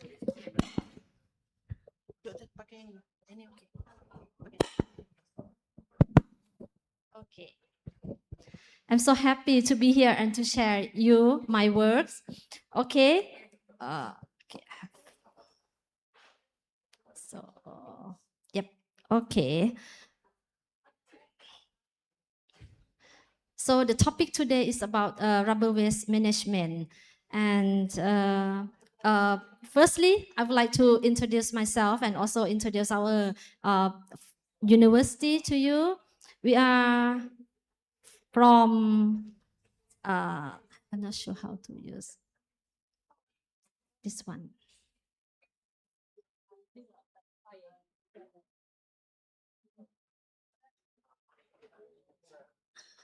This one, okay.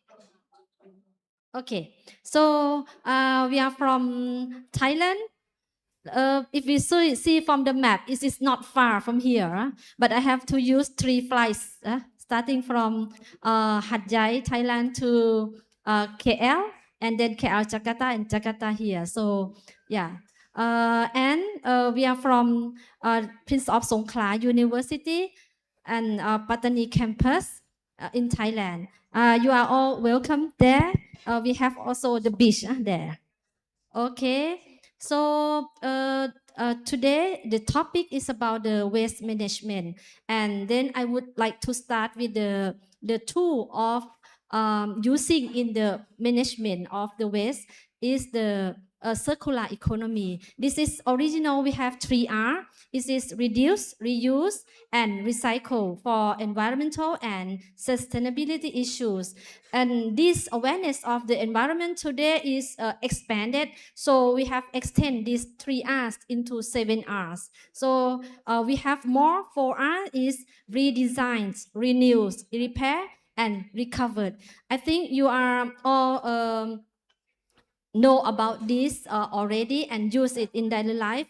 I will give you the example of using this 3R, 7Rs in our study, like what we did in Thailand. So we have introduced and then products produced about the tire. If you know tire, yeah. So in tire production, we also use this 7R. So nowadays, usually in tire we have natural rubber and synthetic rubber. So with using the circular economy, we tend to move from synthetic rubber to another biopolymer. So this kind of polymer that can be renewed, yeah. And also in the tire formulation, we also have fillers. Fillers that usually we use the carbon black. The carbon black is from petrochemical. Then we tend to move the fillers, the carbon black, to be the natural filler like corn starch or something like this. And in tire also we have cords. So the nylon cords. So then this kind of fiber, we are going to use the natural fiber. Yeah, this kind of thing that is the trend for the future, that a lot of researchers are going to move these toward the sustainable raw materials. And then in the rubber waste management, we also use it a lot. So the 3 levels of waste management that we are doing: reuse, recycling, and upcycling. Reuse is giving the second life to the products. So after you use that product and then it's worn out or it cannot be used or it expired, so you give them the second life, you use it again. Yeah, and recycling is processing it to be to make it can be produced again. And upcycling is use that material into the higher levels than the former one. Okay, for rubber, so rubber recycling is very important because rubber cannot be degraded after time. So if you throw one rubber to the land, it can be last for how many years? Can you guess? 10 years? 100 years. So the rubber will not be dissolved or will not be disappeared in short time. So it needs like 100, 200, 300 years. So then this recycling of rubber is very important. And nowadays, it is growing more important because increasing of the raw materials and diminishing the resources and waste treatment costs, and this kind of thing make this recycle very important. And I show you the source of the rubber waste. Actually, we will not see the rubber waste in our house because it's going to be in the bin already, right? Yeah, but what we have seen a lot is the rubber waste from tire. Yeah, after we use tire for like 3 or 5 years, it cannot be used again, so we just put it in the tire change shop, right? And then that collects to be huge amounts of used tires. And can you guess that how many tires that we throw each year around the world, whole the world? Million? 10 million? I can say that is 1 billion. 1 billion tire is throwing around the world each year. So if we continue throwing it, you know that it will be a lot of waste tires. And then this is we call post-consumer products, and we still have production waste, that is the waste from rubber that is generated or built during production of the rubber products. They have a lot of it as well. I give you the example of the production waste, like in gloves company. I think you have gloves company also in Indonesia. Because in Indonesia you have the national rubber. And then also in Malaysia. So 10 to 15% of the gloves have been discarded during production. So for example, you make a million gloves a day, so 10 to 15% of million gloves it discarded, is thrown in the production. So this kind of waste is a lot as well. Then today I will show you the pathway of waste management. So in rubber waste we have like 5. This one, first one is landfill. The second one is reuse. The third one is energy recovery. The fourth one is pyrolysis, and the last one is material recycling. Okay, I show you the first one. Landfill is the crude method. It is just throw the rubber or the used products at the land. So it is normal for 20 years ago. So after people used rubber and they just throw it in the land to fill the land. And they feel that, okay, it can be used instead of soil, it can fill the land. But after 20 years, we know that this is not good, because the chemicals that in the rubber is leached to the land and make the soil pollution and also water pollution. So now many countries has banned the landfills already. And in some countries, they have a source of fire. And if fire happens in the rubber is a good fuel. So it's going to be fire continuous in 1 day, a week, and a month. So this is banned in many countries already. The second pathway is reuse. Reuse is simply use the product in that form. Like in here, I give you the example of they just make the playground out of the rubber tire. And one of the most efficient, energy efficient of the reuse tire is retreading. Retreading is the tire that they take out the layer, the thread layer out, and make a new layer again. So we call retread tire. This retread tire, they use it only for truck tire, not the passenger car tire.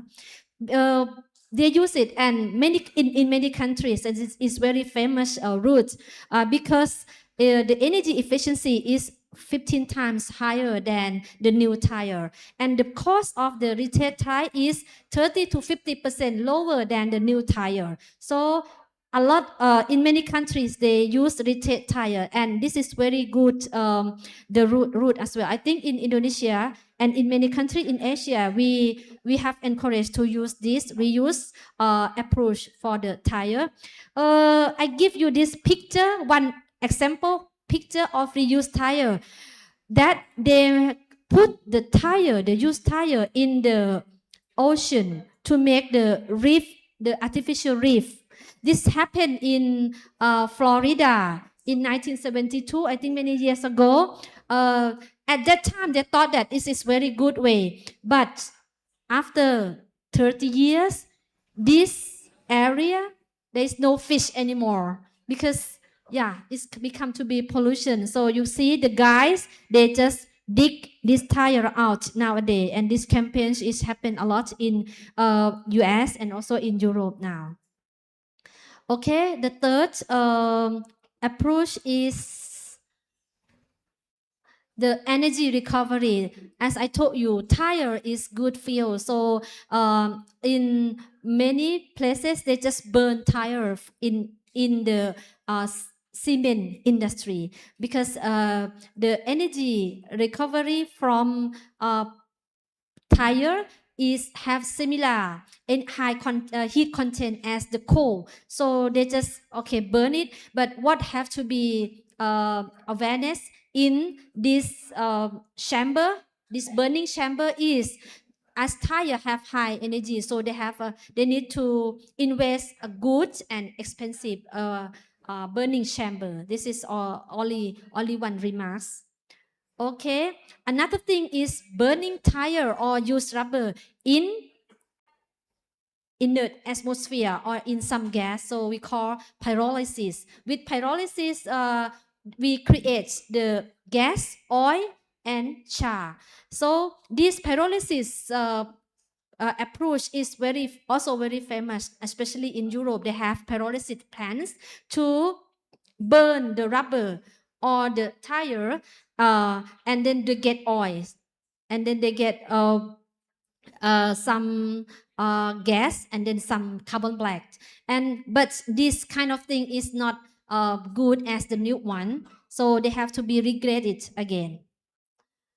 Okay, so the next one and the last one is material recycling. This approach is just to, as we have tire or rubber products, so the four approach is already used in another products.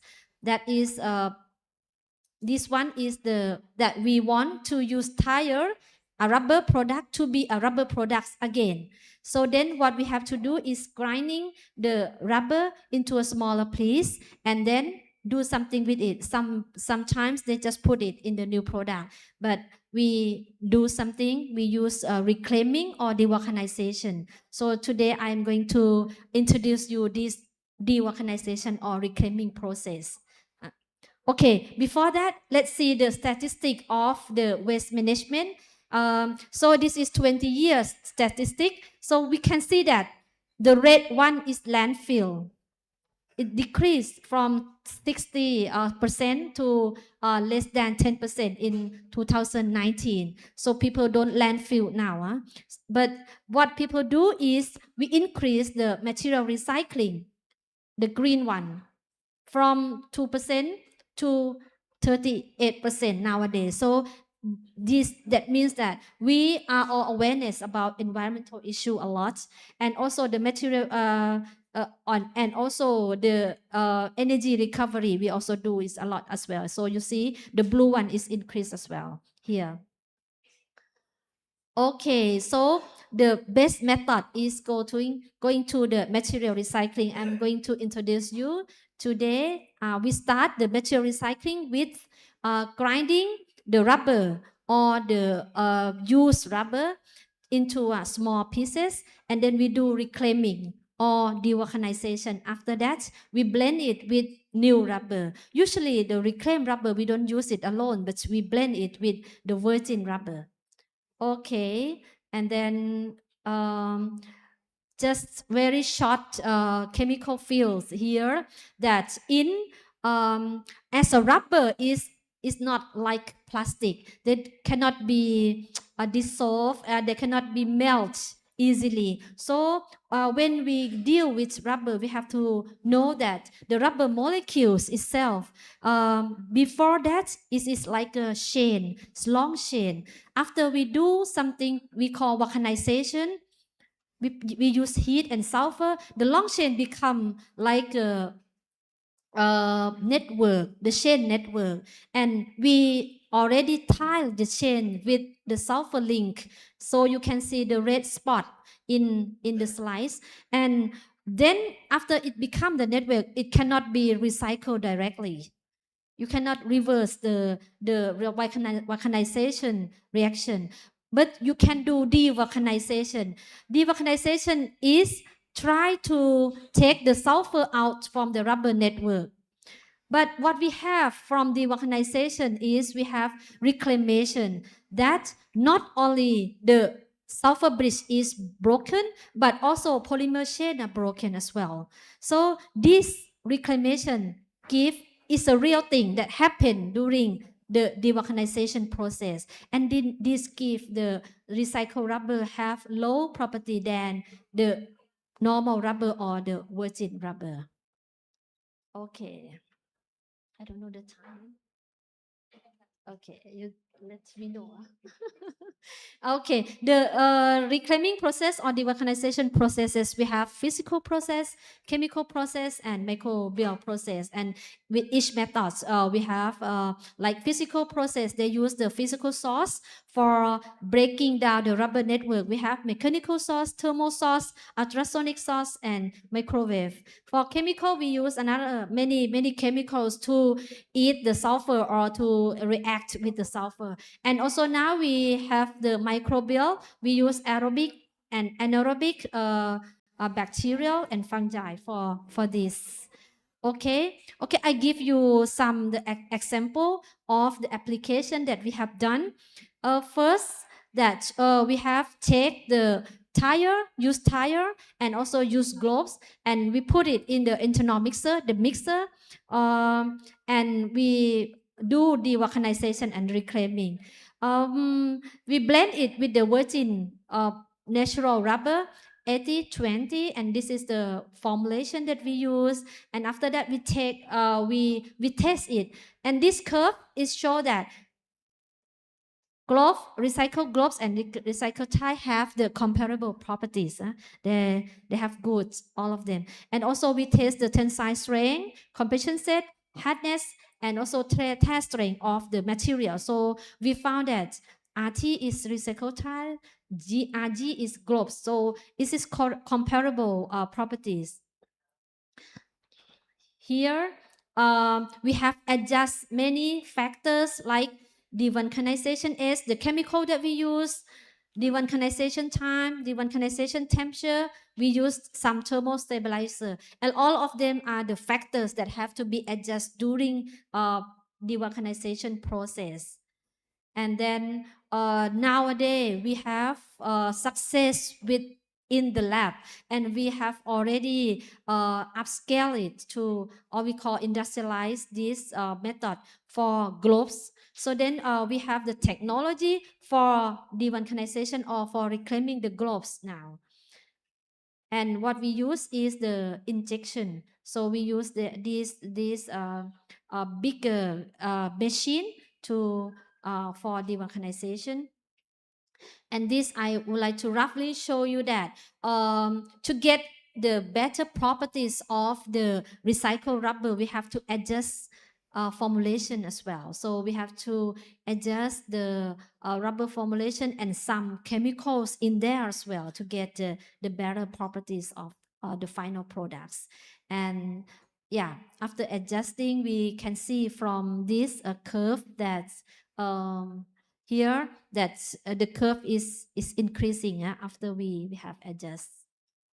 Okay, and this one is another product that we put the recycled rubber with the plastic. We call thermoplastic elastomer, and we found that this thermoplastic elastomer have good properties as similar as the new materials or the virgin materials. So we can see from the morphology picture here that we have the rubber particle, the round the rubber particle, you see it in the matrix. So of the plastic matrix, the smallest particle, that means it is the better properties.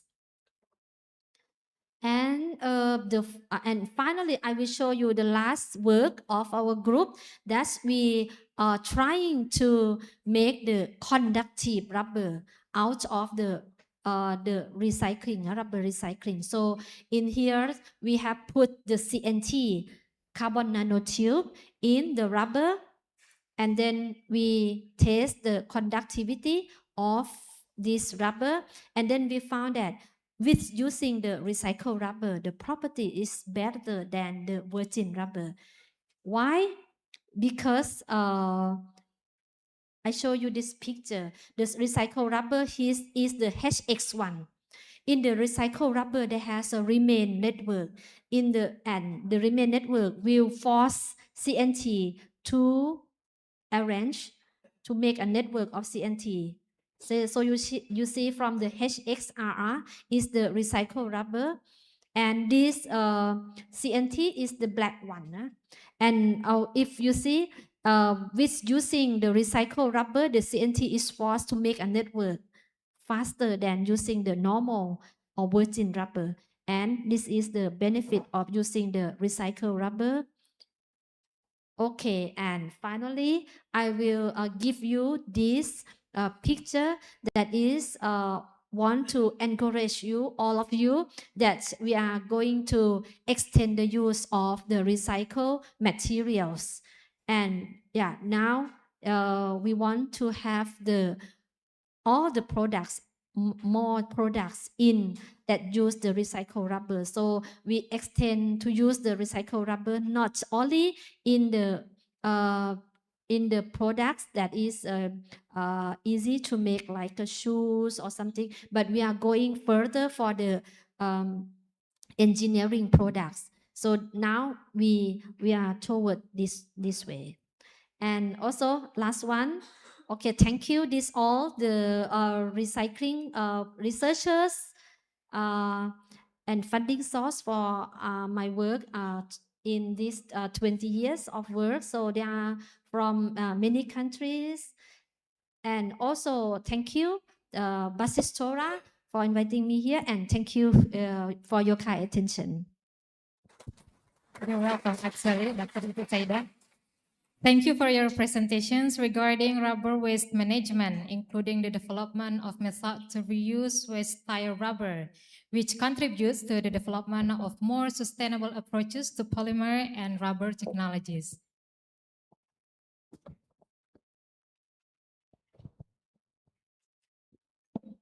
Ladies and gentlemen, following the final presentations, we will now have a 10-minute question and answer session. If you have a question, please feel free to raise your hand, and for those joining us online, you may also use the raise hand function. Is there any question?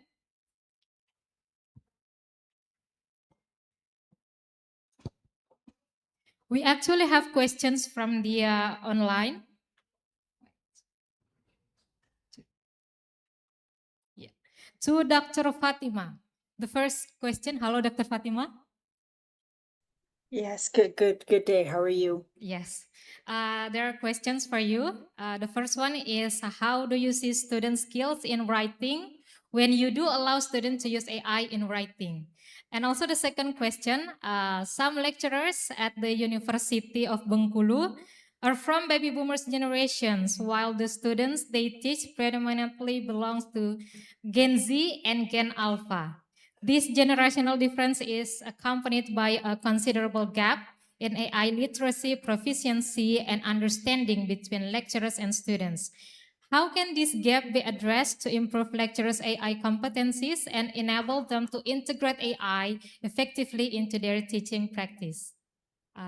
Would you please answer the questions, please? Yes, thank you so much for the questions to the participants, but I'd also just like to congratulate again the other keynote speakers for very informative and impressive presentations. So really congratulations on some of the great work that you're doing.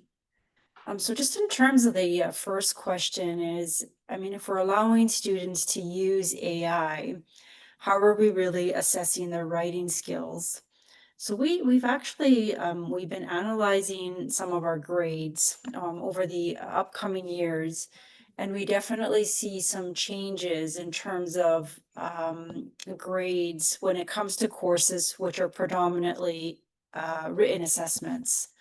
And so I think as part of curriculum planning, there has to be a reflection on the various types of assessments across the course. So first, really being able to look at how are we assessing foundational knowledge versus durable skills such as writing presentations where students have easy access to AI.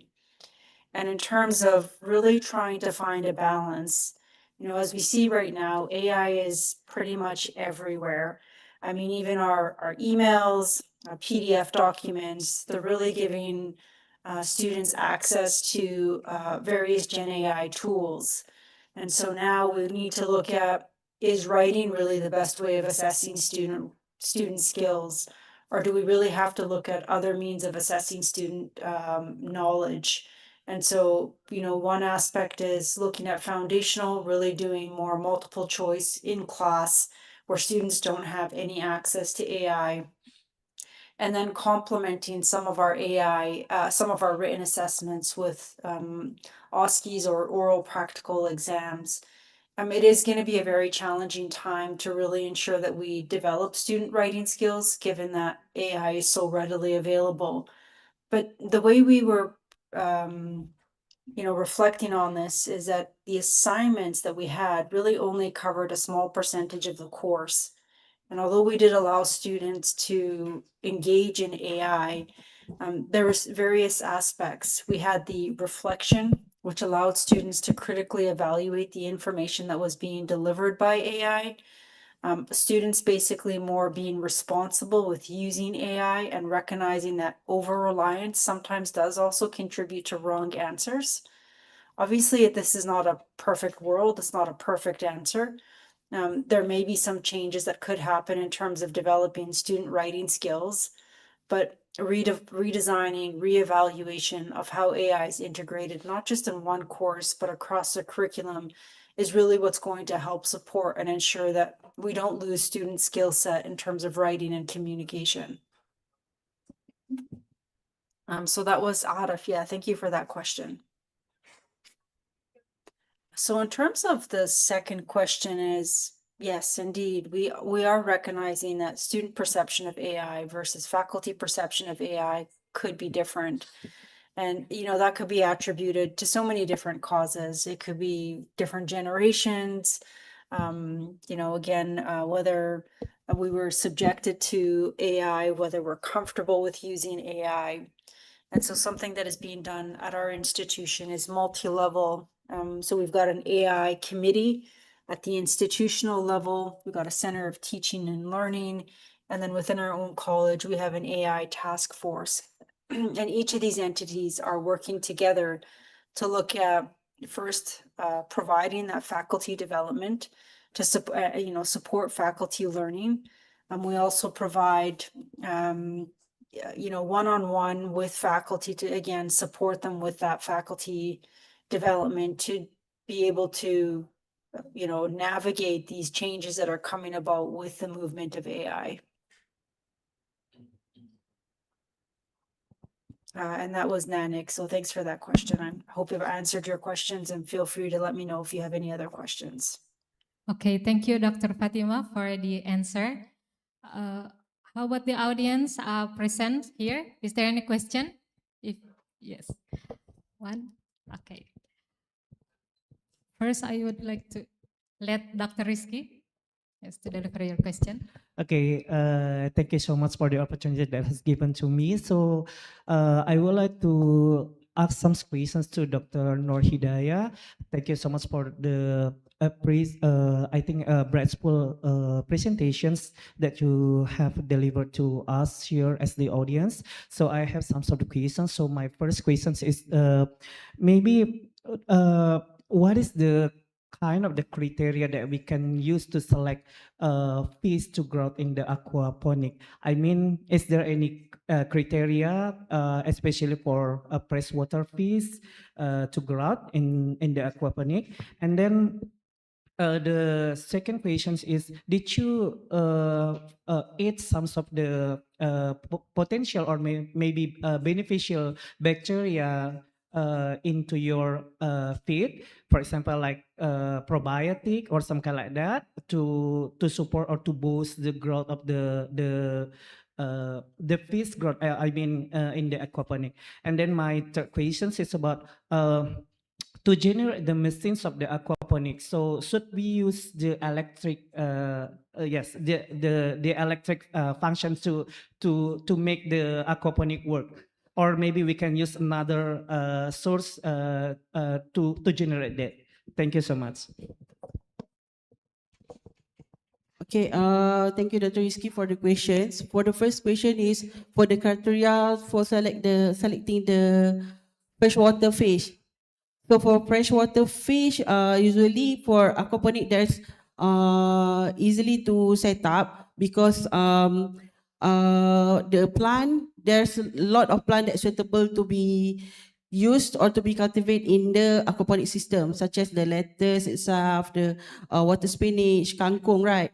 And then for the herb, celery. But for the marine aquaponics itself, it is more difficult because we can use some certain of plant, such as the halophyte, for the marine aquaponic. So it much more easier for the freshwater aquaponic setup. And also for the fish also, there's a lot for freshwater fish, tilapia, catfish, ikan lele, and for marine aquaponic, we didn't yet install the marine aquaponic, but we have intention to do on that after this. Maybe we can do some on the lettuce calcarifers or the siakap. We call siakap. I'm not sure here we call what. And then the second question is what, brother?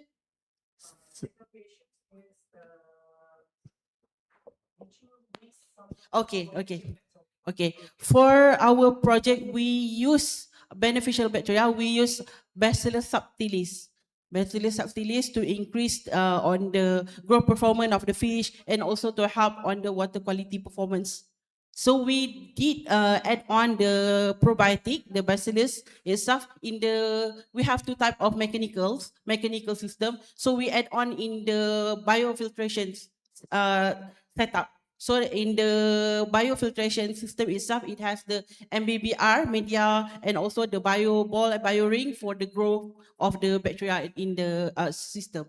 Okay, and we also add on microalgae chlorella species for the development of the water itself, the green water, so that the first what we call the seedling, the fish at the early stage, it have natural feeds from the microalgae itself. And then the third one question.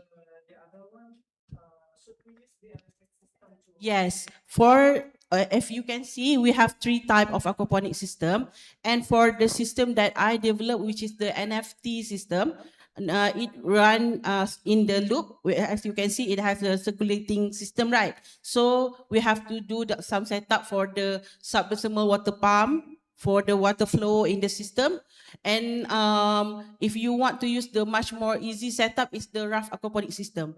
That one you can use the spiration sponge for the cultivation of the plant, and then at the below you can have the fish tank itself. So that one you then have to use the what we call the submersible pump. Okay, clear. Okay, thank you. Thank you very much for the answer. Probably the last question for Dr. Siti Saida. Oh, okay, please, sir. Thank you very much. I'm enjoying for the topic about the rubbers. As you say before, after 30 years, the rubbers put in the ocean will be polluted and no fish at all around the rubber, right? In Indonesia, the rubber used for making the ponds, collect the water after the rains. So they collect the water using the rubbers. They modified, make it the ponds, the little ponds. And many people also use the rubber for making the chairs. You know, there are many chairs from the rubbers. And then people use it for maybe like daily activity. There are so many children going around. They touch the rubbers, and some of the food also maybe contact the rubbers. It will be like problem for the next. The farmer using the rubber also to make like barrier into the lands, into the fields. So in my opinions, it will be like also danger for using the rubber for like the pounds, the chairs, and also for the barriers. In your opinions, it is possible, it is safe, and how we can make it safer if we use for daily activity, for furniture, for others. So we have to know how it's safe for use, recycle, maybe in daily activity. Thank you.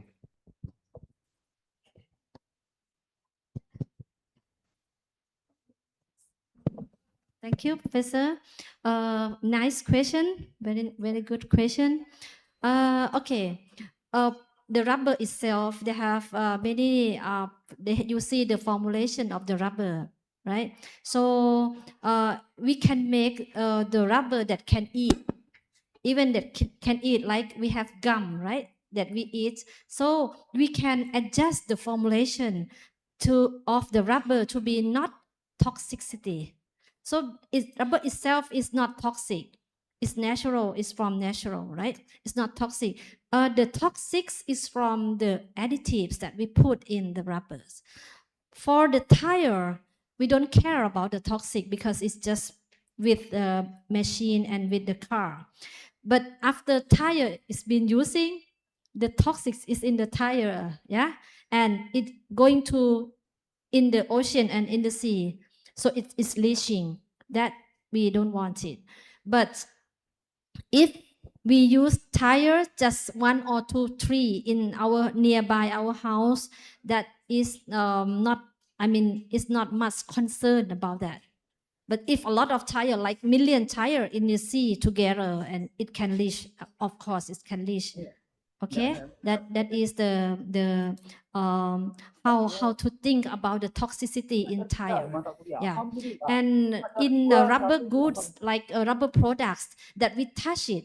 Usually, we have concern about the chemicals that we use. So all chemicals that we use should be not toxic to the skin of the human skin. Like when we have gloves, right? So that glove is safe enough for the human skin. So some rubber we can touch it, some rubber it's not good for us. So we have to categorize it. Yeah, but nowadays we have concern about this a lot. So a lot of chemicals that we use in the rubber products that is toxic, we change to be organic one, which tends to be biopolymer, bio additives. So the toxicity is less now. I mean, yeah, it's less. It can be less, and some products even have have the labels that is toxicity, less toxicity, or bio or something. Yeah, that is how we improve about this environmental and the toxicity concern now. Yeah. Thank you. Thank you for the insightful responses from our speakers. And I believe we still have many discussions as the topic presented today is very interesting. But we have the time limitation, so we have to end the question and answer session today. If you would like to continue the discussion, you may contact each presenter from their contacts that are presented in their presentations. Overall, we hope that this session has provided us with new perspective and knowledge from different disciplines that may contribute to the advancement of our academic research and activity, particularly at FMIPA, Faculty of Mathematics and Natural Sciences, Universitas Bengkulu. More importantly, we hope that today's discussions will open opportunities for further collaborations, knowledge exchange, and meaningful contributions to our respective fields. Ladies and gentlemen, we have now come to the end of our panel sessions. On behalf of the organizing committee and all participants, I would like to express our sincere gratitude to Dr. Fatima Murray, Dr. Nur Hidayah, and also Dr. Siti Saida for sharing their valuable knowledge with us today. I would like also to thank all participants for your attention and active engagement throughout the session. With that, I would like to return the floor to our Master of Ceremony.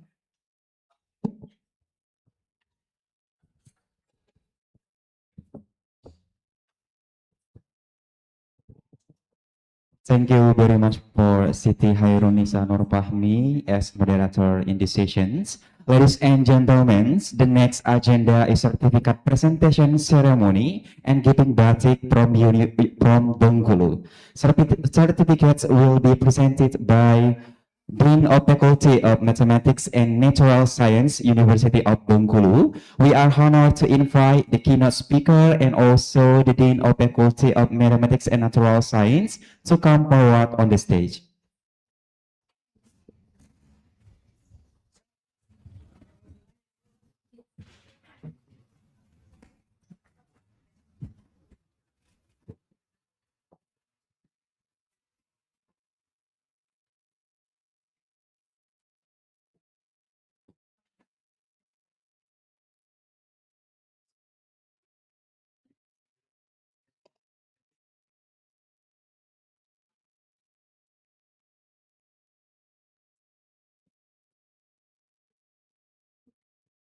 The first certificate for Dr. Nur Hidayah Abdul Manan from University Malaysia Terengganu.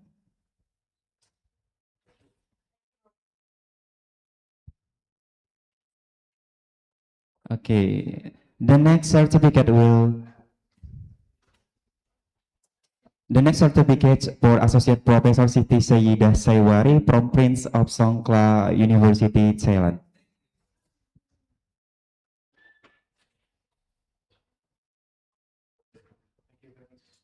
Okay, we are also honored to invite all the keynote speaker for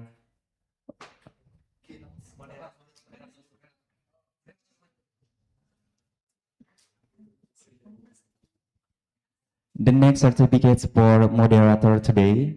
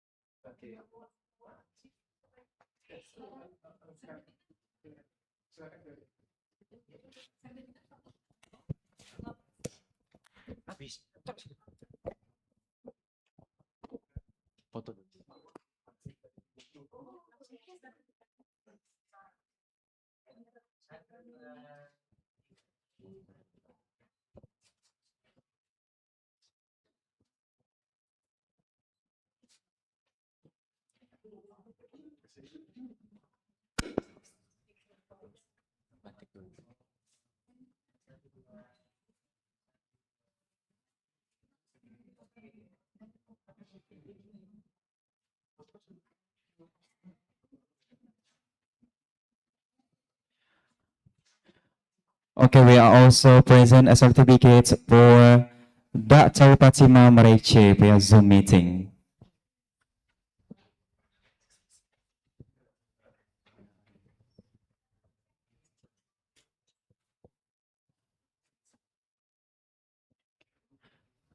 Okay, thank you for Dean and also keynote speaker. Please be seated.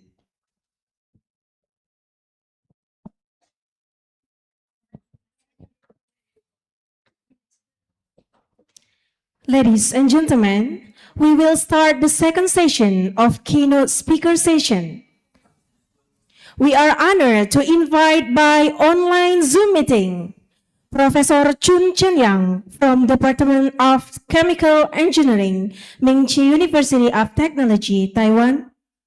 Associate Professor Martianus Frederick Ezeman from Division Mathematics Science School of Physical and Mathematics Science, Nanyang Technological University, Singapore, and Associate Professor Kanakuze Adrian Chris from East African Christian College, Rwanda. This session will be moderated by Firdaus, Master of Statistics. Time is yours.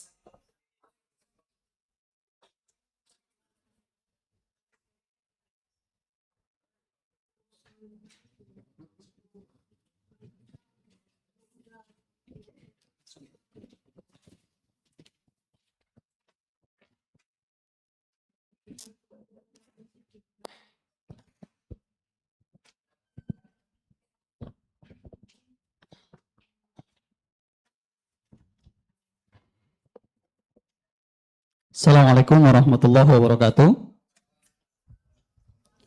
Okay, can we repeat it again? Assalamualaikum warahmatullahi wabarakatuh.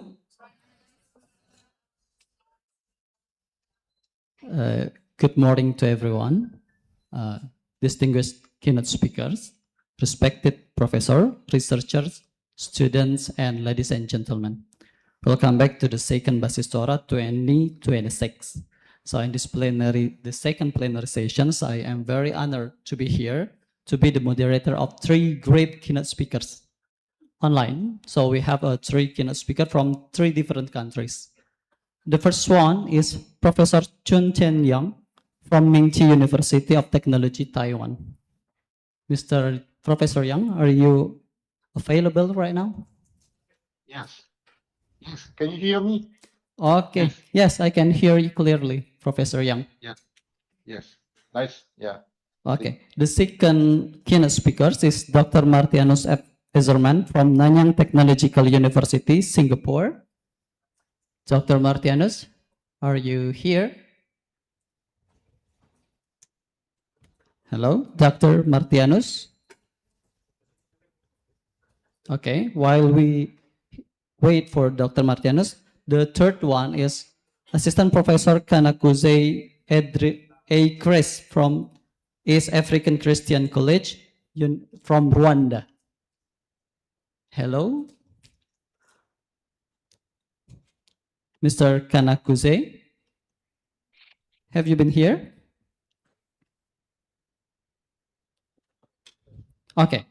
Ladies and gentlemen, while we wait for the two of our keynote speaker, I will tell you that we have two main part of these sessions.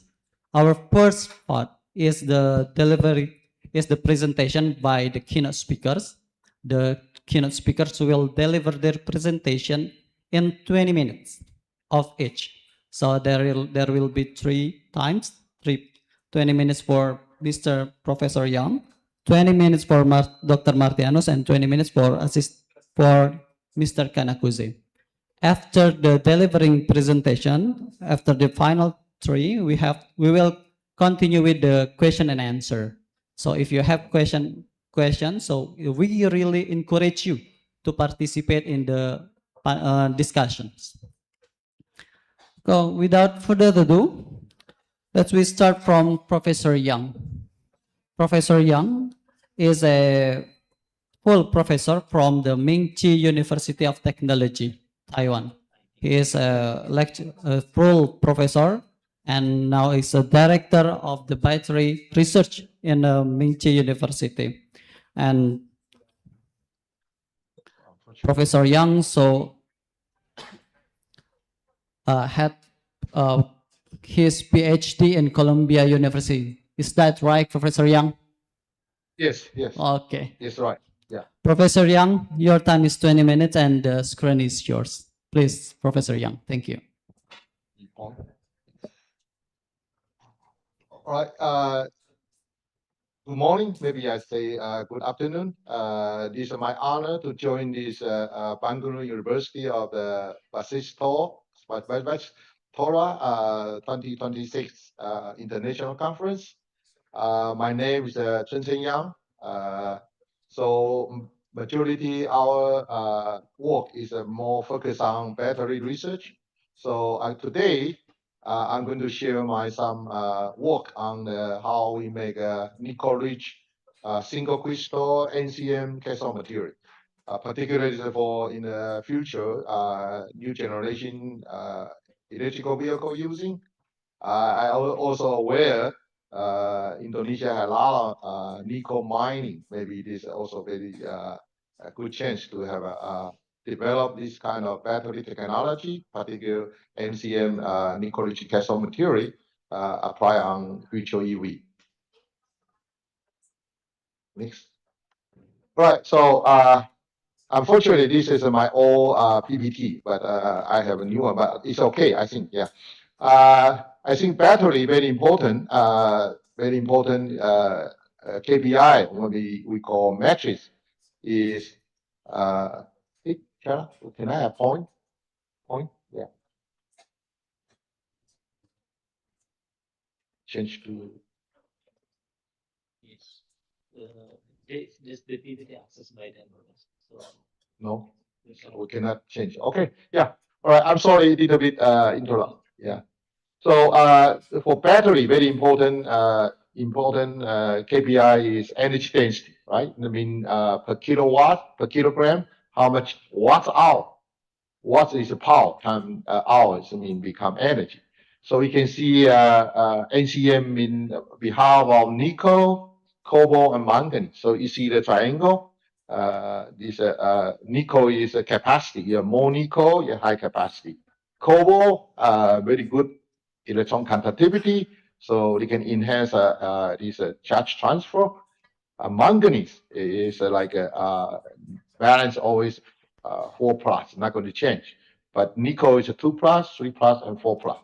Cobalt, because our charging only to 4.2, 4.3, cobalt always 3 plus, not rarely go to 4 plus. But manganese only 4 plus. So you can see this triangle. So the element they play the role, particular manganese is a very safety element because 4 plus. So you have more manganese, you have more safe. You have more nickel, you have more high capacity. You can see this competition quite very significant from 111 to 622, 532. First digital is a nickel content. Then you go to second one is cobalt. Last one is a manganese. So you can see two energy density based on kilogram. That's a gravitational. Another one is based on balance. We call volumetric. Go next. Yeah. Also, all right. You can see you take a one good, always come back another. Maybe I say it is bad. So how we overcome this issue? You see the nickel 60%. You can see this right hand side capacity retention can go to over 95%. But you go 100% nickel. Yeah, we have a high capacity, but the problem is capacity retention. You mean up to 100 cycle, 1,000 cycle. How much you have remaining this capacity? So we can see that value below 75%. So mean this bad from nickel 100%, even 95%, 90%. The capacity retention always give you poor this long. Also see the button right hand side. This is DQDE versus voltage. Maybe voltage is like SOC, depending on what is the state of charge. You can see very particular voltage 4.11. You see this NCM decollage cathode material. They have a significant we call phase change from monoclinic go to hexagonal 1 or hexagonal 2 go to hexagonal 3. So you see the in the up, that's our station, the balance rising, this thing come up. You see the button, this negative, that's a reduction happen. So you see you you charging, you go right hand side, you decharging, you go left hand side. So you can see 4.11 is a critical. Normally we call H2, H3 phase change. This is quite significant. Also cause this crystal parameter significant change. One is a CHS expansion. Beginning is a construction and significant construction again. So cause of this particle going to cracking. So NCM have a big problem. We can see next page. Next page. Okay, so you can see here a lot of fading mechanism come from environmental issue during the population. Nickel rich, you have a contaminated by water or by CO2. They form lithium hydroxide, lithium carbonate on the surface. This impurity phase is going to increase your impedance. Not good for this cycling. Middle one we call intrinsic structure factor. Normally the phase change I just mentioned H2, H3. Another one is we call residue alkaline. During the population, we add a lot of this alkaline salt. So this salt going to still sticking on your particle surface. They're going to influence on your future performance. You see the bottom, we call this a nickel 2 plus and lithium ion cannot missing. Sometimes this layer structure, one layer is oxygen, one layer is a lithium layer, oxygen layer again, and transmitter layer, alternative layer by layer. But this is sometimes transition metal layer inside have a nickel, manganese, cobalt. They're going to move. They move from this transition layer, go to the leaching layer nearby. So they can occupy the leaching layer, they occupy your original transport position. They're going to blocking, so cause a canal missing issue. And you can see the number 3 electrochemical performance parameter. Majority is during the cycling, DOD or how up limit of voltage. You high limit voltage, you more oxidation. So electrolyte can maybe decompose. Particular nickel 2, nickel 3, and nickel 4. Nickel 4 is highly reactive. It's going to decompose your electrolyte, but in a lot of gassing, so maybe oxygen release. So this oxygen release can cause us another issue, is a safety issue, because oxygen is like a fuel. It can maybe cause some along the way. Right, so this is roughly I talk about fading or NCM material or cathode material. Why it cannot survive so long? All right, so maybe go next page. Yeah, how we handle loss of issue. Particular, there's a couple of ways we can do that. We can doping some element and coating, and more interesting like morphology design. So this is maybe today topic from polycrystal. Then we can go to single crystal, because single crystal is less cracking. Okay, and maybe go next page. Yeah, you see this today topic is one of my students already finished this work. Also come from Indonesia, from Pakananu. Professor, right now you go back to your own university, become a lecturer, senior lecturer. It's Yola doing this, we call NCM, single crystal NCM 92. So this is nickel content 92%, quite significant, larger. Because you are high nickel, you can see the global demanding for EV car, you need a larger driving range, you need a high energy density. So also you can see the grid, the more we do renewable energy, like a solar or wind, you need a battery to store those energy. So this NCM lithium battery is very important in the future. All right, so you can see this why we need nickel rich. You can see 2 commercial right now available. One is NCM A11, another one NCA. NCA mean this not using manganese. They're using alumina. It's a stable agent. So I think Tesla, the Tesla is the #1 EV car maker in USA. They're using this cathode material NCA. Right, maybe go to next. So this talk about how we make the NCM more stabilized and can retain the capacity tension and high rate performance without some long way. So this first approach, we call doping. We can doping some particular element. You can see the hand side, transitional layer or active material layer. Active layer means leasing layer. You can doping in the bottom, couple element can be choosing and can be doping, so they can enhance the structure or your this layer structure. Even the oxygen layer, we also can doping like fluoride or boron, enhance the structure stability. So doping is a quite popular approach to improvement of NCM electrical performance. Can you go next? I talk about one of big issue about cation missing. Mean leasing layer, leasing go to transition metal layer, and transition metal layer have a cation, 3 transition metal, cobalt, nickel, manganese, going to move to leasing layer. So we call cation missing together. So this is a cause of defect. So you can see the hand side, they have a different this cation missing like from the rod zone. So you can see the layer cannot transport anymore for DC. So DC cannot go inside. So that causes a high impedance. This is why NCM material fading, because they form this inner rock surface.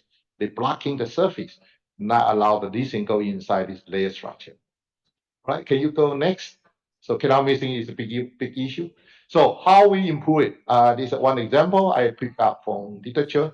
we can use doping high valence tungsten doping. Tungsten is a 6 plus, so it's a D0.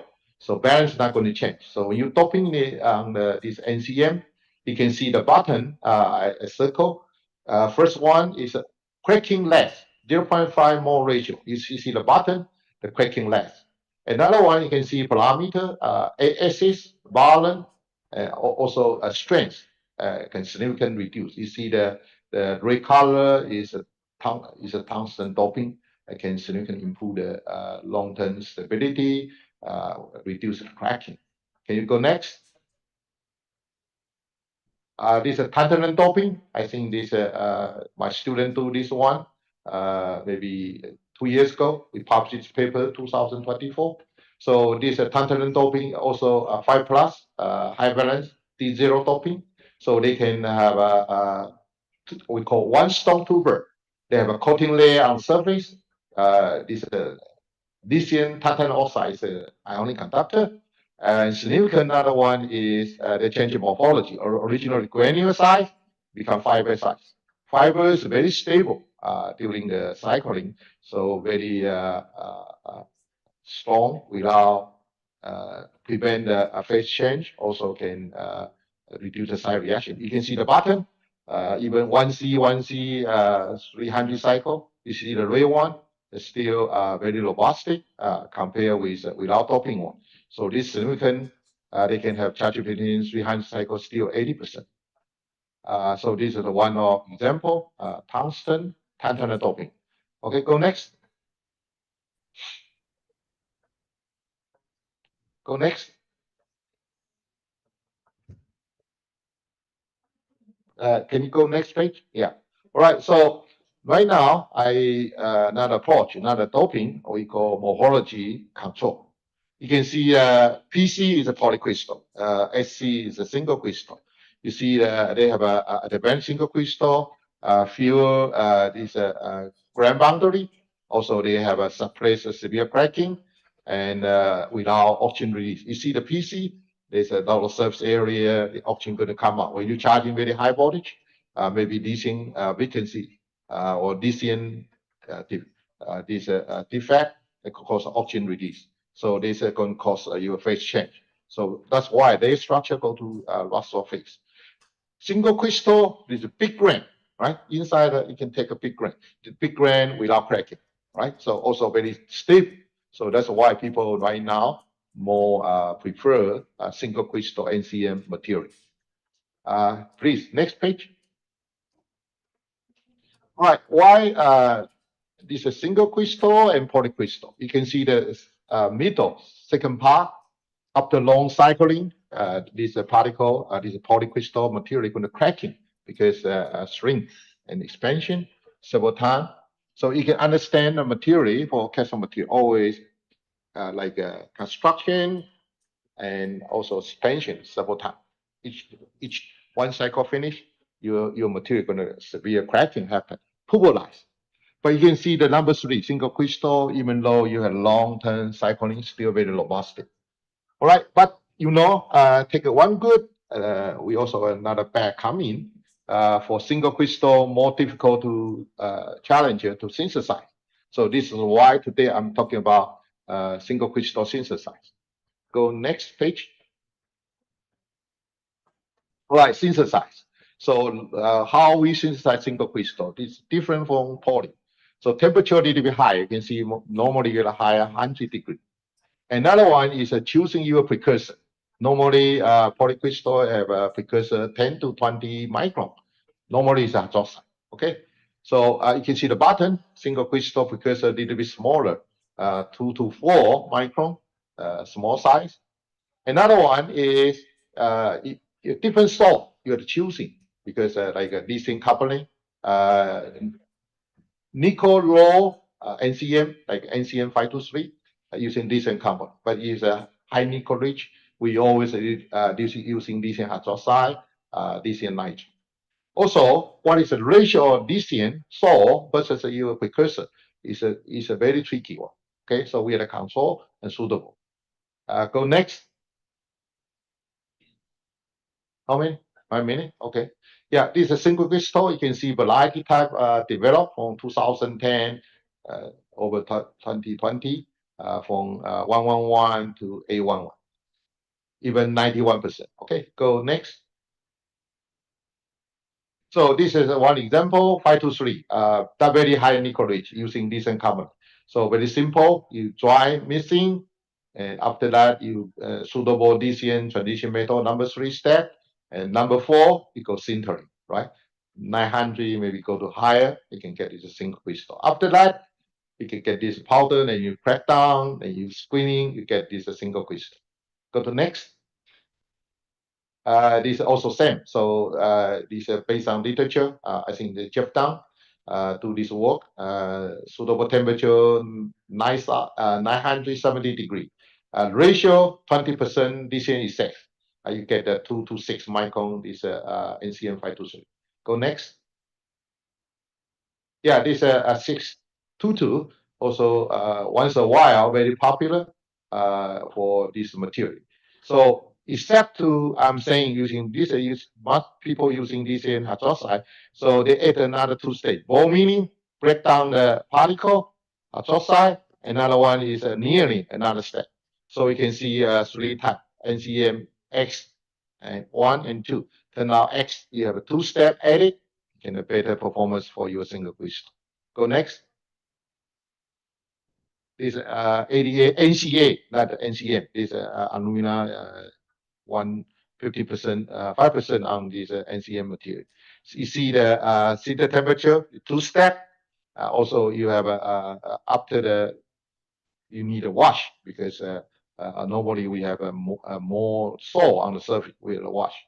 Right. So go next.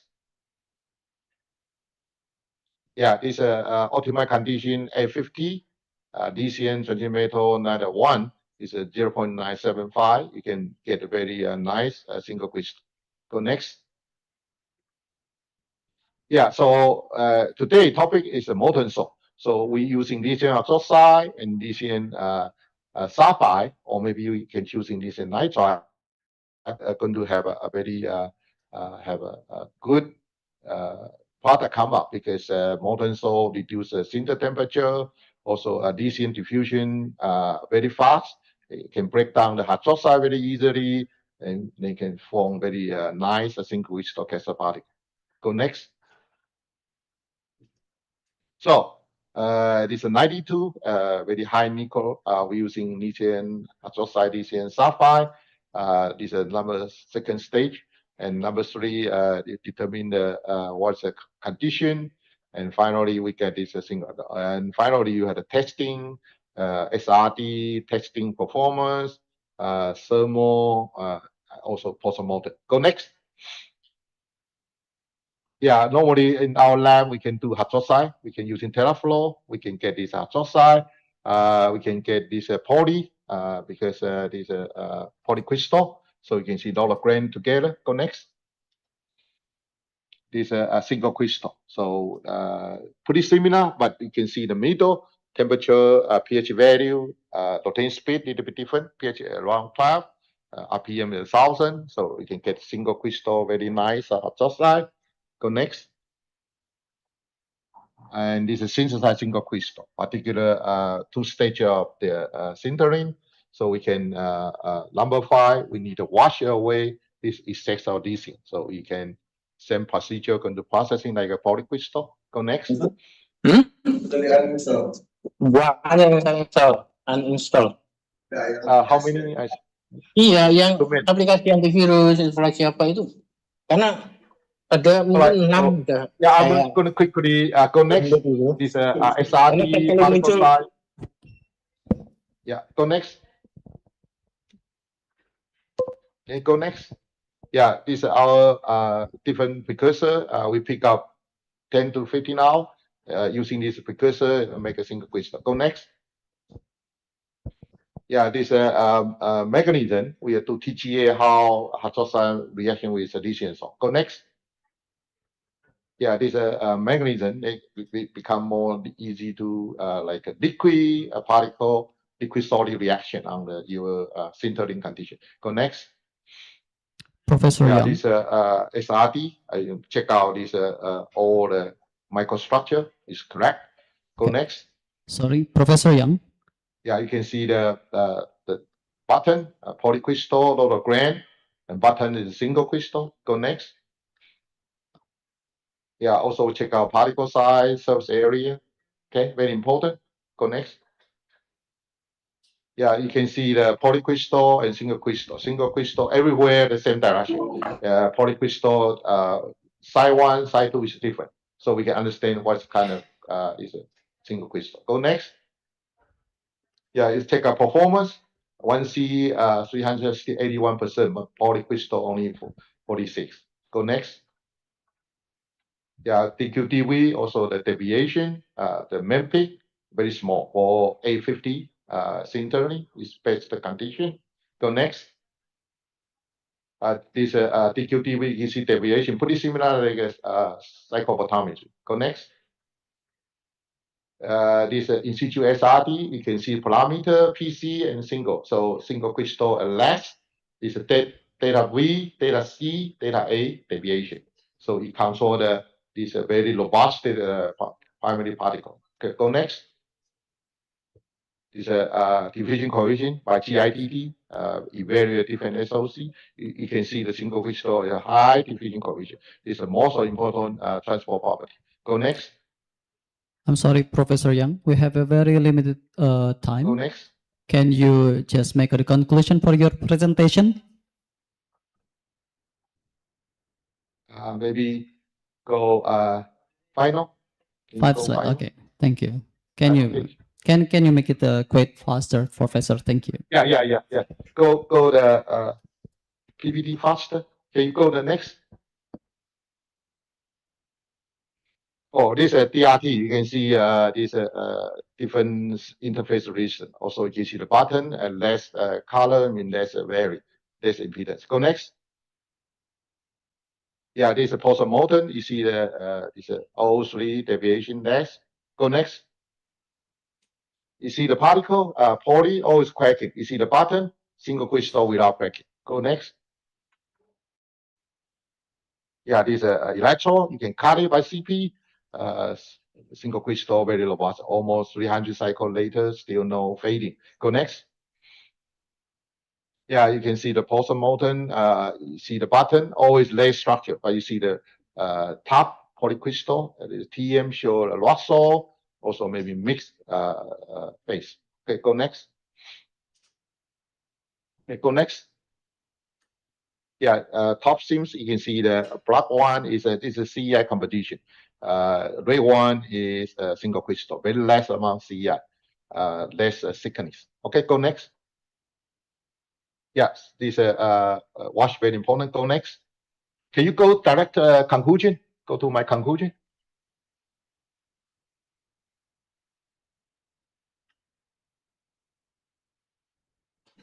All right, maybe yeah, here this single crystal. How we make it? I think is can compare the cycle life and pulsar molten. Is where robust. Go next. Yeah, this is my last slide. I think maybe not many people have been visit Taiwan, but I think 101 Tao, this we call Danjiang Bridge. We just we plan this bridge already 30 years right now established. So this open on May 2026. This a night view, quite beautiful, like 101 Tao. Right. So I hope Indonesia people or student can visit Taiwan to see this big bridge in here. Okay, this is my finish my talk. I'd like to take question. Yeah. Thank you, Professor Young. That is a very valuable insight and presentations. I am sorry because our time is very limited. So as a lecturer, we know that we want to tell many things to the students, to our college, but in this occasion, we will keep it into the discussions, into the discussion panels. Okay, and the next, we will have Professor Frederick, or we can call Dr. Martianus. Doctor, Professor Fred, have you been here? I'm here. Okay. Hello, Professor. How are you? Morning. Good. I'm good. Thank you. Good morning, everyone. Okay. Thank you for accepting our invitation. Ladies and gentlemen, Dr. Martianus, or we can call Professor Fred, is a lecturer, a senior lecturer in Nanyang Technological University, Singapore. His concern is all about the mathematical science in cryptography, and especially in coding theory, cryptography, information theory, and sequences. So for all of you who may be concerned in mathematics, you may to watch and learn what Professor Fred will deliver to us. Professor Fred, it's your time. Maybe about 20 minutes. Thank you. So let me dive right in. Thank you for the invitation. It's really good to get connected to a few people I know from way back, and to the next generations of scientists, mathematicians, researchers. So today we are shifting quite a bit from crystals to cryptography. So my message today is simple. I want to share with you a huge change that is happening in the foundations of our public key infrastructure, namely the migration to post-quantum cryptography.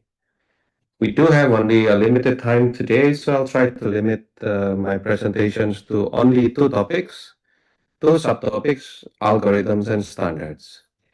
So aside from my full-time faculty positions at NTU in the mathematical sciences side of the faculty, I am also an entrepreneur. So together with a few colleagues and former students, we co-founded this company called PQ Station. PQ stands for Post Quantum, and this is our webpage.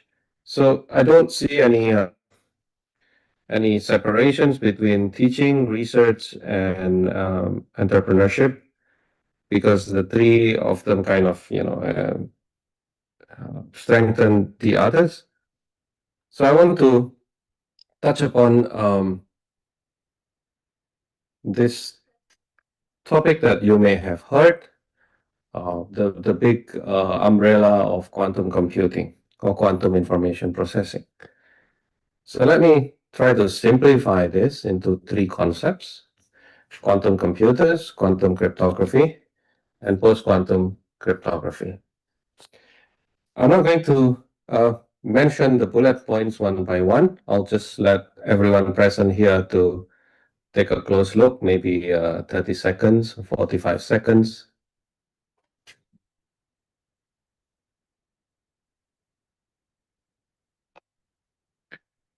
It is important to make the distinction because quantum computing is something very, very large, very big.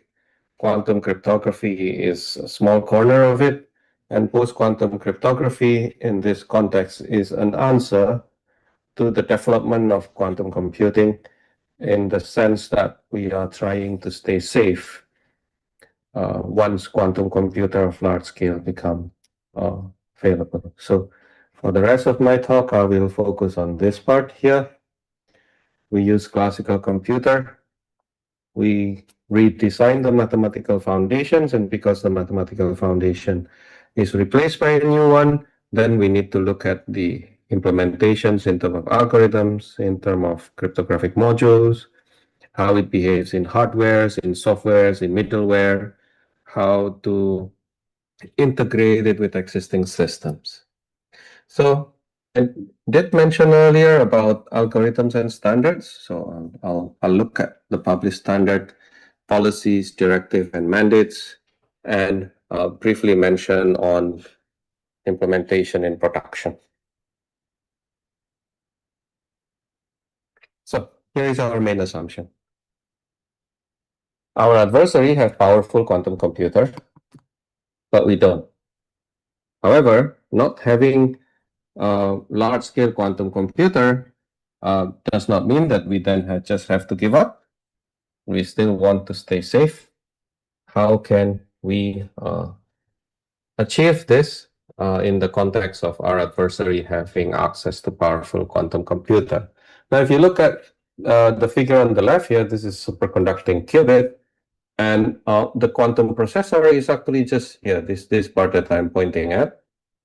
The rest of the system is pretty much the cooling system, because quantum computer using superconducting qubits live in this almost absolute 0 degree or temperature.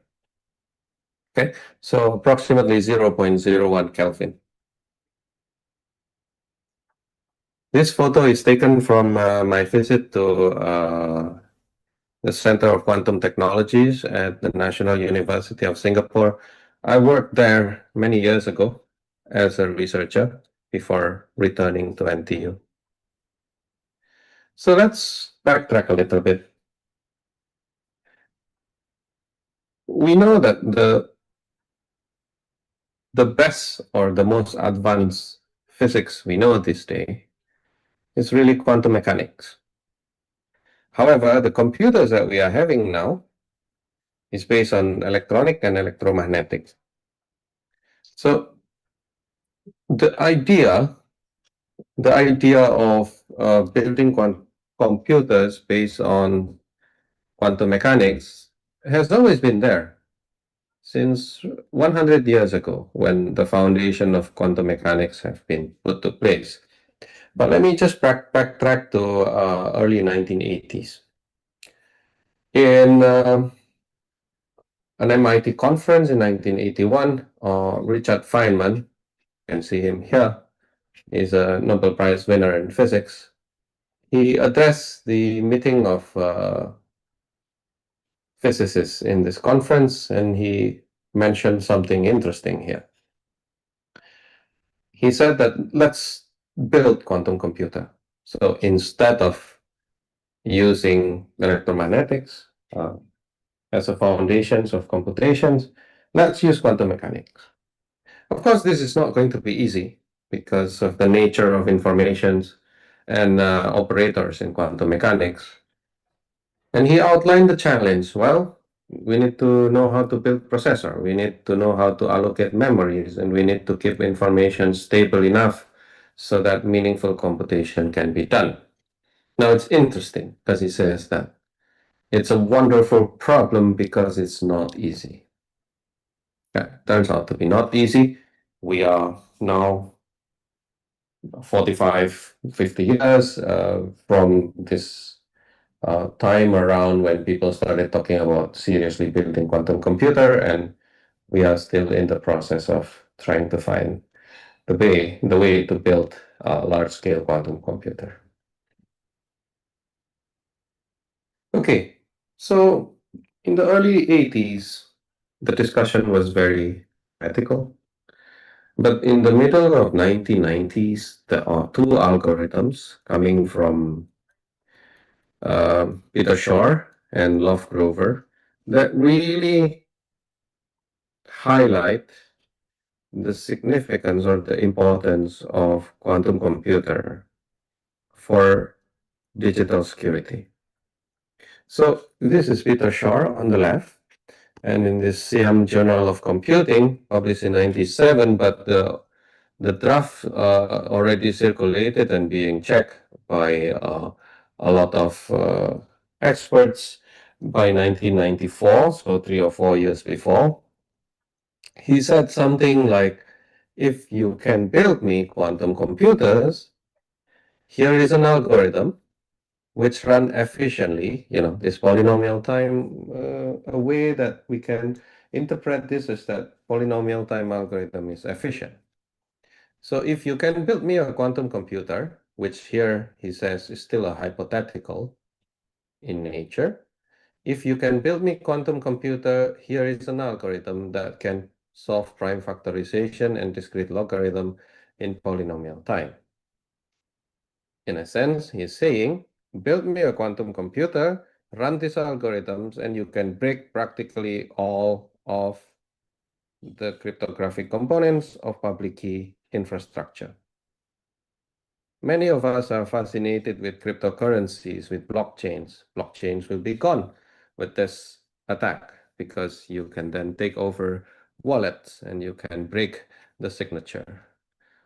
Now, the other algorithm is not as devastating. Okay, Shor algorithm says that I can break it completely. Here, on the other hand, it says, well, it's not breaking it completely, but the implications of these algorithms, the Grover algorithm, is that if you are using certain symmetric protocols like encryption, hashing, you may need to double the length of the key. So the current security level suddenly become half of the security level once your adversary can get quantum computer of certain size.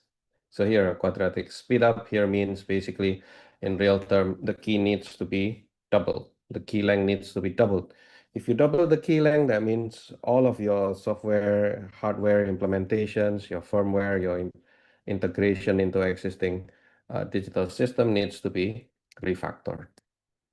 Okay, so these two algorithm brings that idea, which is mostly theoretical, into a sharp focus. So this table here reproduced from Nature. You can go and check the original full article here. Essentially, symmetric cryptography, most of the encryptions will go down the security level by half. But in the public key cryptography, everything is broken. Broken means there is no modifications that you can do to significantly return the security level to where it was before. Essentially, then don't use it.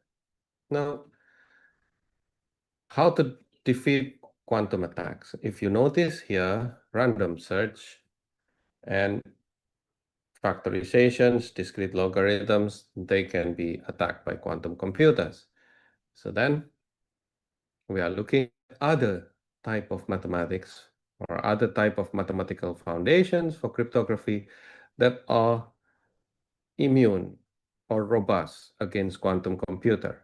So we look at lattice-based cryptography, we look at hash-based, we look at code-based cryptography, we look at multivariate, and we also consider isogeny. The most successful by far is lattice-based. But we do have some from hash-based and code-based, while these two others are still largely in the research direction. But then the question again is this something that we need to seriously look into? Because Peter Shaw and Love Grover is saying, if you can build me quantum computers. But how big is the resource in quantum computing that we need to break current system? So let me take an example of something that we use a lot in banking, we use a lot in our daily life. Okay, RSA crypto system. So RSA crypto system back in the 2007, this book is published in 2019. I think the data comes from 2017. To break the common RSA being used now, which is the RSA 2048 for banking, you need 8.56 million quantum bits. Now, by May 2025, this number, 8.56 million, goes down to 1 million. And by March 2026, it goes down to about a few of tens of thousands. Some says 10,000, some says 30,000, some says 60,000. But if you look at it just within less than a decade, the estimates of the complexity of building a quantum computer that can attack Shor algorithm completely, that can attack RSA 2048 completely goes down from 8.56 million to a few tens of thousands. So the technology is getting better, the attack is getting more serious. It's not yet there, but it's coming closer. So here is an idea from Lattice. So what is broken by Shor algorithm? Commutative structure. So in terms of abstract algebra, it's a structure that is abelian. So how do you resist quantum attack? Well, you remove the commutativity. So you introduce non-commutative structure. You switch to geometric view, you add enough error, so you are just perturbing your playground. Okay. So here, for example, here I have a lattice. Then I'm shifting it. and then I'm distorting it. And after that, I'm adding enough error so that my adversary, even when they use quantum computer, will not have enough resource to attack me. I know this explanation is very vague and it's just a lot of hand waving at this point. Just want to tell you why lattice base structure will be immune against the type of algorithms that is effective to break the current crypto systems we have. So when we are building new crypto systems or an entire set of algorithms, we of course need to benchmark the security level. So here's the security level that we are now aiming at for these new standards. So as the level goes up, it becomes stronger and stronger and stronger, but it also becomes more expensive to implement. For example, for banking and telecommunications, the standard now is minimum level 3. For military and intelligence community, it's typically required to go into level 5. Okay? So when we are designing algorithms, we are looking at security, we are looking at performance, and we are looking at some other nice properties. Very important is not patented and no global export restriction. Okay. So then the cryptographic communities, of course, get to work. We are looking at, yeah, we are looking at these situations. So the work started in 2016, and you can see here the timeline. The first standards is announced in 2022. The standard becomes draft, and then now it's initiations of scale and adoptions. Okay. So we need now to really race against time because we have about 12 years to complete the gap. Now, these are some of the standards which are chosen. Kyber, originally Kyber, now it becomes MLChem. The ML here is not machine learning, okay? There is not much of an AI involved here. This is module lattice. And then here we have dilithium for signature. DSA is digital signature algorithms. We have Falcon as a backup for dilithium, and we have Sphinx also as a backup for dilithium, because we don't want to just have one algorithms to protect our system. So I'm taking some examples from the US and Europe because they have published public document. They have documents which are intended not only for the entire military community, but also for industry, banking, telcos, finance, healthcare, and so on and so forth. So these are documents that you can read. NIST is the National Institute of Standards in the US. They are usually giving industries the guidelines on the standards, but if you look at it, the old cryptographic standard needs to be deprecated by 2030 and disallowed by 2035. In fact, for the defense industry in the US, the timeline is deprecated by 2029, disallowed from 2031.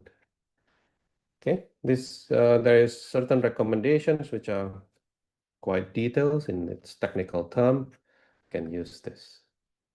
Now, some of you who are in cryptography or coding theory will recognize that this finite field of Diffie-Hellman and elliptic curve, RSA, they will need to be replaced starting 2030 and then complete the entire replacement by 2035. This is elliptic curve digital signatures. This is Edward curve digital signatures. You know that all of this then needs to be replaced. I understand that in Indonesia, the awareness of this is still very, very low, but we cannot avoid this because internationally, this is what's going to happen. The European Union has similar guidelines and standards. Okay, this is the documents, and if you click this link, then you will be brought to the digital strategy webpage of the European Union. But what I want to highlight is this timeline. By the end of this year, there are three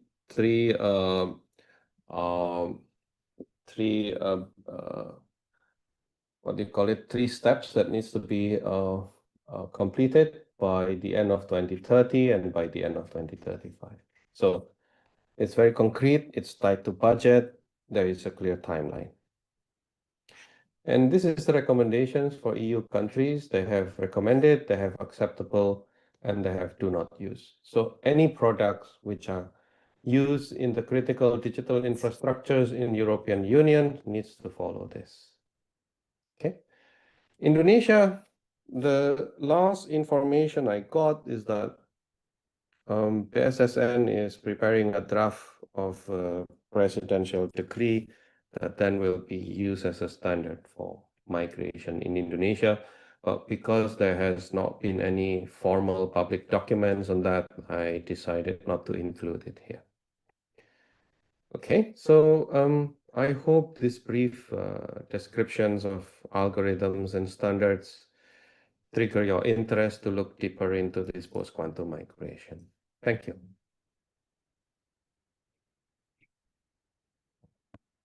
Thank you very much, Prof. Fred, for your presentations. That was very valuable and very great works for us to understand. Okay, we have the last but not least keynote speaker from quite far, continental from us, from Africa, from Dr. Kanakuze. Professor Dr. Kanakuze, are you here with us? Hello? Okay, maybe while waiting for the Dr. Kanakuze, maybe he got some troubles in joining us, so we can move to the question and answer first, so, while we wait for Dr. Kanakuze. I will warmly encourage to our participants here and offline to deliver your question to Professor Young or Professor Martianus. Is there anyone want to ask? Can you? Okay, all right. Okay. Committee, can you give the mic to the Mrs. Vita, right? Okay. You can introduce yourself and to whom you wanna ask. Thank you. Okay. Good afternoon, Professor Frederick. It's nice Yes. to see you again in this occasion. Yes. I would like to ask you a question, maybe a little bit out of topic from post-quantum cryptography. For the first questions, in your opinion, is it possible for us to develop a cryptographic system to protect the informations from AI manipulations? And for the second questions, if it's possible, could be the latest best cryptographic developed to be the first choice to build the cryptographic system to protect from AI manipulations. I think that's all, Prof. Thank you. Okay, thank you. So let me just try to address this briefly. What AI has been used in the designs and implementation of crypto system is to find ways of attacking it. So when the cryptographic community working worldwide, you saw from my timeline, the timeline I put earlier, that we started this in earnest in 2016, and the process is actually still ongoing. Several of the candidates are broken by AI-assisted cryptanalysis. One of the most recent one is Hawk, H-A-W-K. So in fact, this happens just like a few days ago. So let me just try briefly to show you what's going on. So this is the draft that I'm using to study this new attack with my team here, mostly with students and postdocs. As you can see, there is an AI-assisted cryptanalysis of Hawk. Hawk is one candidate for digital signature, is not yet standardized. So far, the good news is that all the standard algorithms for post-quantums that is already finalized, none of them has been broken by any AI assisted. But Hawk is broken, and it was just of last month. So the attack is structural. And because you see, this is using Anthropic research node. Because of this attack, the Hawk team confirmed that the attack basically reduced the security level by half. And 29 July, the team withdrew Hawk from the list. Okay, so there has been some very successful attack on candidates crypto system using AI. The other directions, can we use AI to design crypto systems?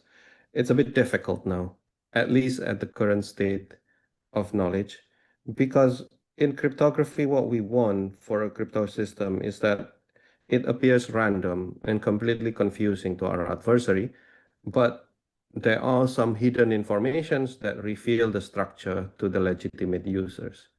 So it seems that designing randomness from scratch is extremely difficult for AI as we have it now. But things may change. So in short, cryptanalysis using AI tools has been quite successful, but cryptographic protocol design using AI has not been so successful. Of course, things may change in the future. Thank you.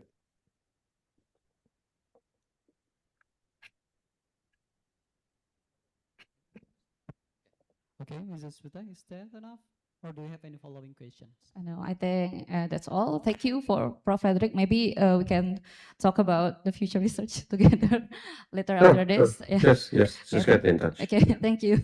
I think you Right. could learn in Nanyang Technological University in your Yeah. doctoral. Yeah, actually, I was Prof. Frederick students in UGM. Oh, Yeah. that's good. Yeah.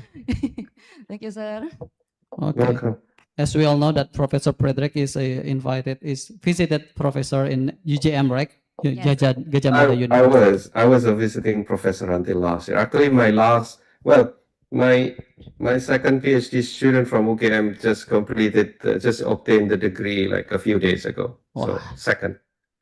That's very great opportunities for you all, for all the student of mathematics who want to deepen in the cryptography areas. Okay, we move to another question, maybe to the chemical engineer. Is there any chemical engineer here, students, wanna ask to Professor Young? Especially, I learned much from about battery, right? Nickel. Is there anyone? Or maybe from the online, you can raise hand on the Zoom so we can notice you and you can directly ask to our great keynote speaker. There's no? If there's no question, I will read from the committee. It is Professor Young. Hello? Yes. Yeah, Professor Young, we have one question from our participants. He said that, how do you dope the metal into NCM? Or what is the best method to get the most homogeneous mixture? That's the two questions. Okay.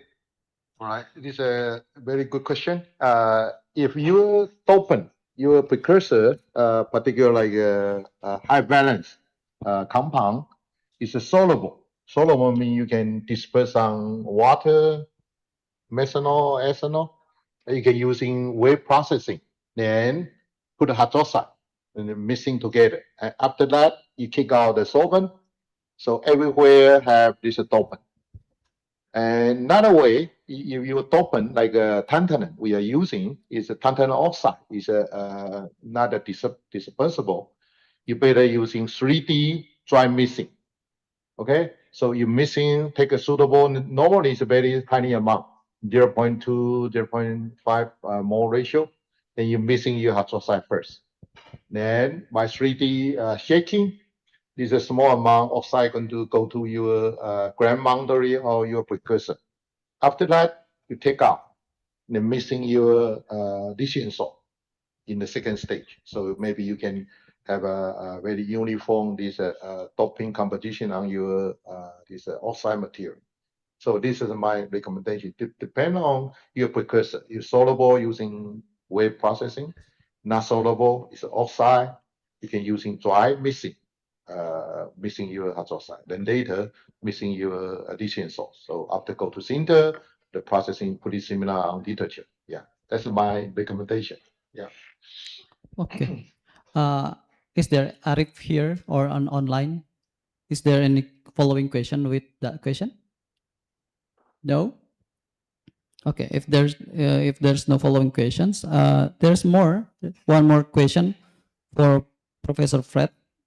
Do you think that PKC will be so scary technology since the security system will be endangered by the development of AI or ATC?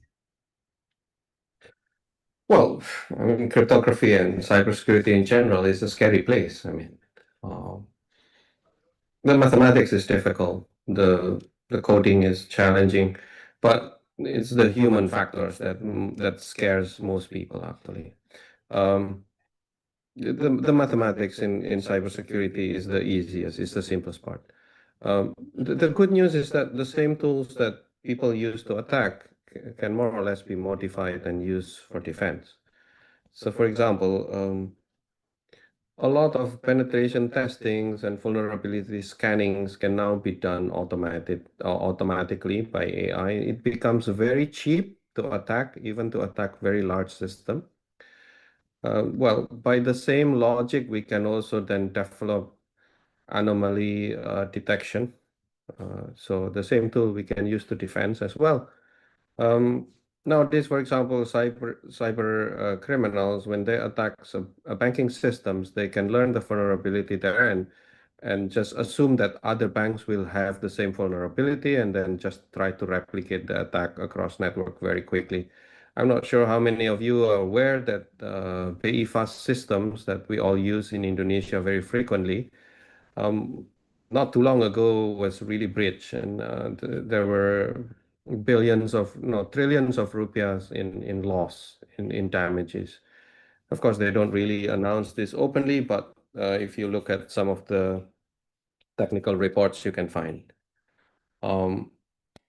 Curious, I don't know, I haven't really looked into it, but given that in general, the human factors and the designers are the one that opens up vulnerabilities, then we need to be more careful about using them.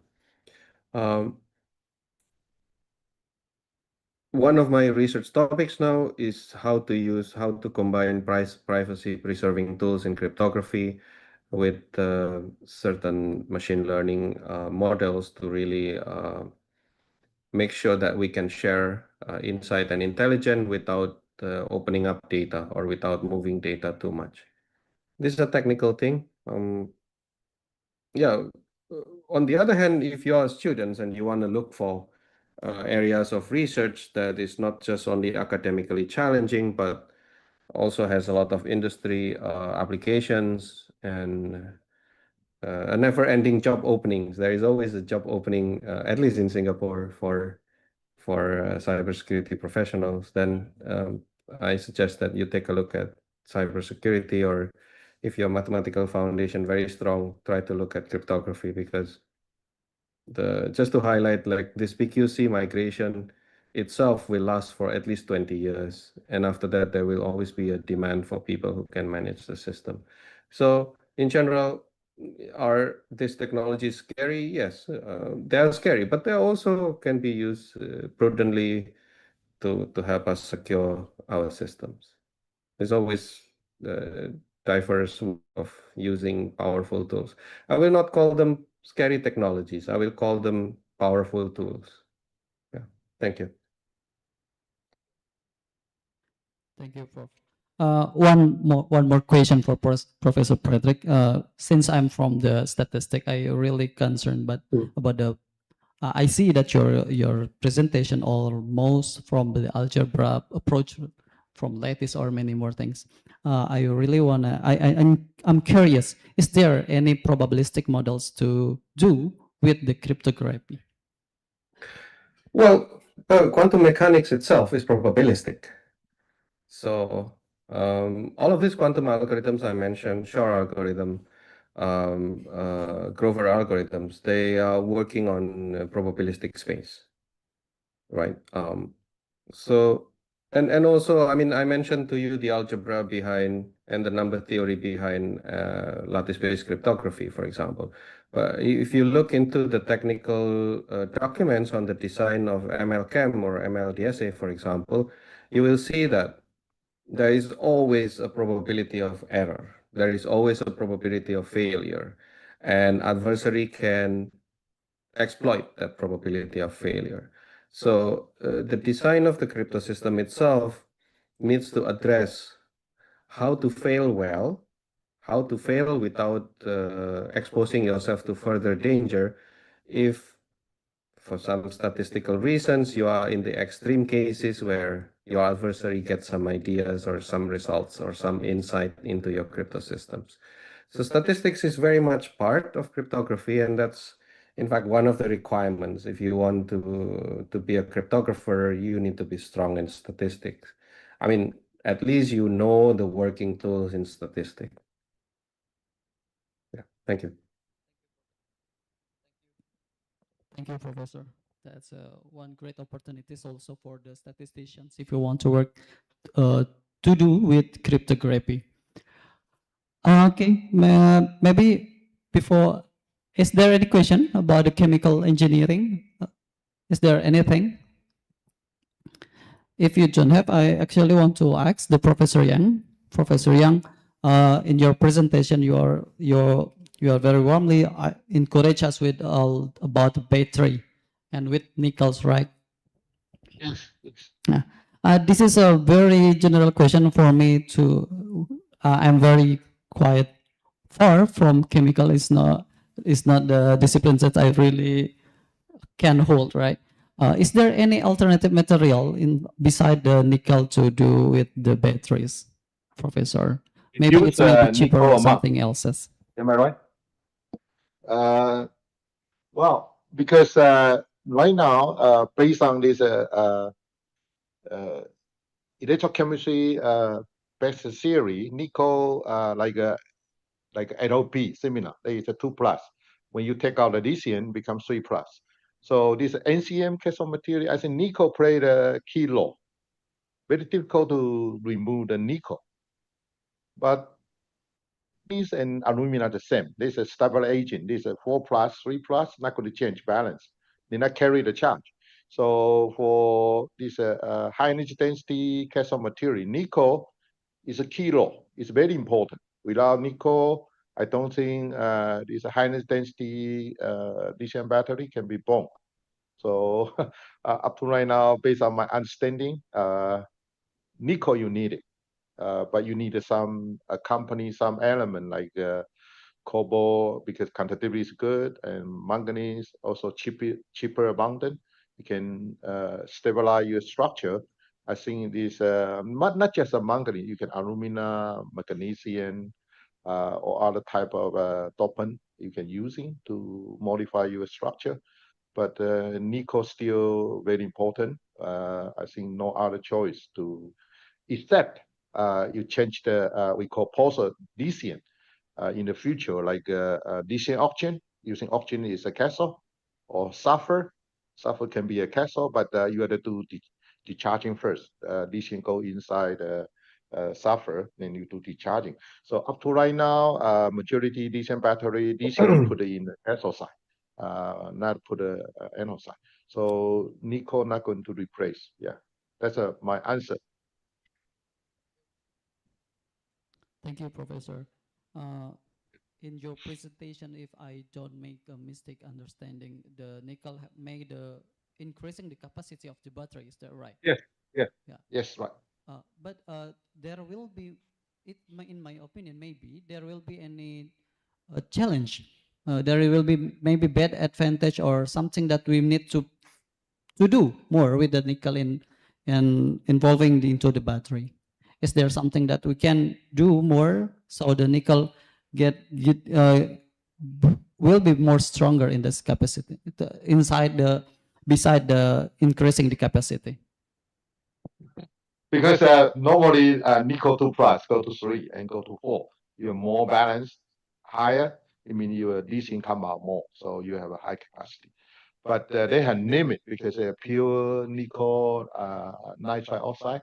Pure nickel oxide is structure unstable. Also, chiral missing is higher. I mean, defect is higher, very difficult to synthesize. So there's another, maybe not say lithium, maybe sodium also possible in the repressor lithium, but still using nickel or iron or manganese. Oxide material can be pretty similar like a lithium base, but sodium a different behavior. There's a high rate performance good, low temperature performance good. But up to right now, we just try to make a composite compound for this kind of nickel-based material. Manganese may be possible, but the problem is the manganese too multi-valence. They have a difficult to control the balance compared with the nickel. So I think compared with the two element play the important key, but I prefer one of my point of view is nickel play more important than manganese. Also secondary system. I mean, you can charging, decharging. Nickel is much better than manganese. So that's why primary battery using manganese oxide, but the balance is quite diversified. Very difficult to control, difficult to charging, decharging, 1,000 cycle.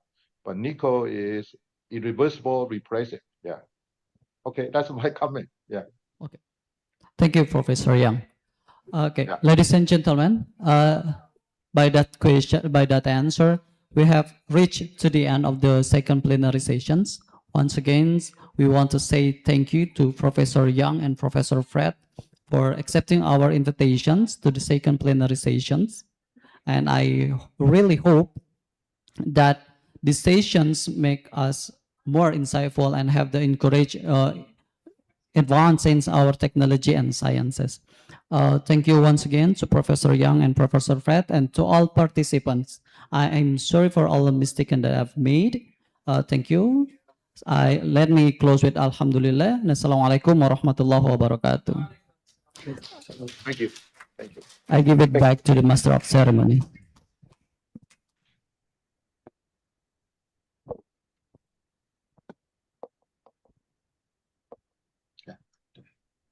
Thank you. Bye-bye. The next agenda is certificate ceremony. The certificate will be displayed on the screen. The first certificate of appreciation is awarded to Professor Chun Chen Yang from Mingchi University of Technology, Taiwan. Thank you. Yeah, I see. Yeah, thank you very much. The second certificate of appreciation is awarded to Associate Professor Martianus Frederick Iserman from Nanyang Technological University, Singapore. Thank you. Thank you very much. Okay, for the moderator certificate ceremony, please welcome the moderator and also the chairman of committee to come to the stage.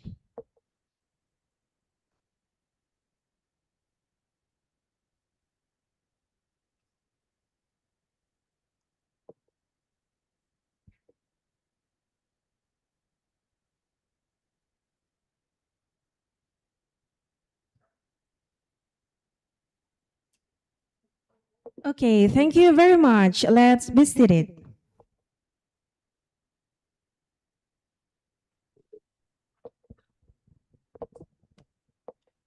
Ladies and gentlemen, let's enjoy the Yasaman dance.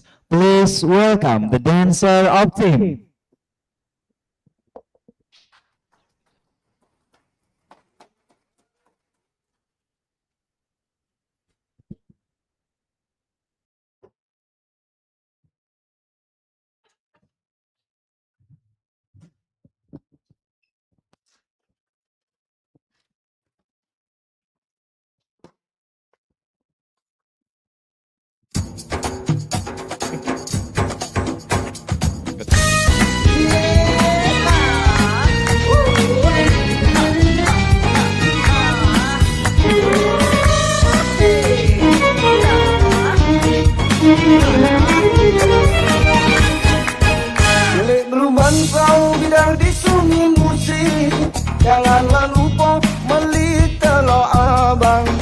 Cantik rupa penyabang dan baik hati. Adik manis berambut panjang di koncet kepang. Belikan liku banyu batang hari 9. Mengalir bermuara ke sungai musik juga. Eloklah ku ngasi rupa cinta menawan. Buat kakak siang terkenang malam terjaga. Pulau kemarau melah sungai musik kesungsang. Nak ke pusing laju tersasar ke Kalidoni. Badan sarong pikiran resah hati terguncang. Ngarep ke adik kalau begala jadi gini. Ayah zaman bercanda muda tapi saronia. Ayah zaman nyari gini yang benar-benar tolongan. Ayah zaman bercanda muda tapi saronia. Ayah zaman nyari gini yang benar-benar tolongan. Ayah zaman, ya zaman, ya zaman, ya zaman.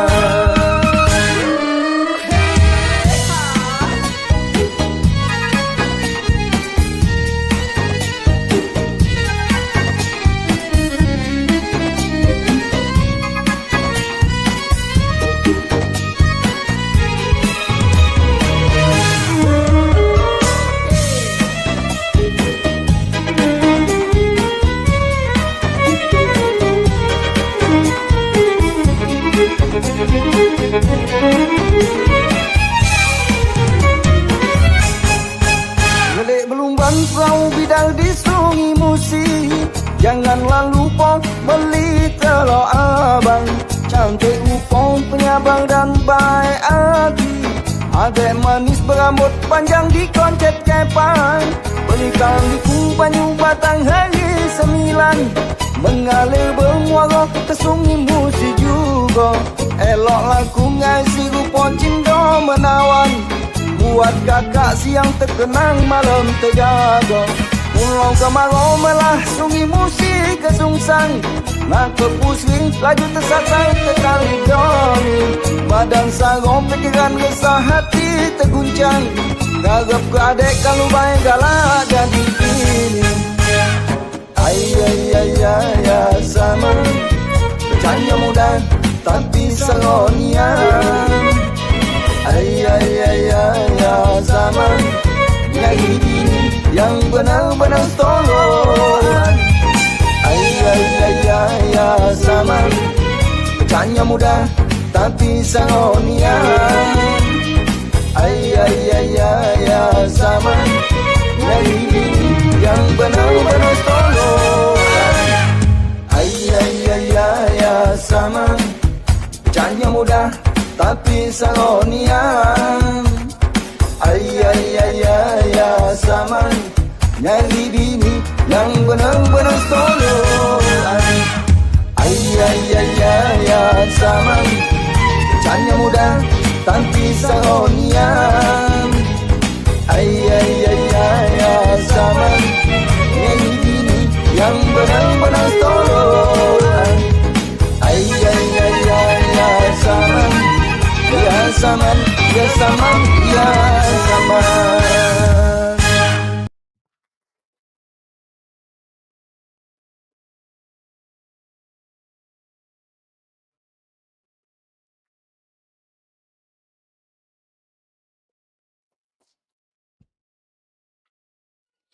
Ladies and gentlemen, let's enjoy another dance, Zapin Dance. Please welcome the dancer of the team.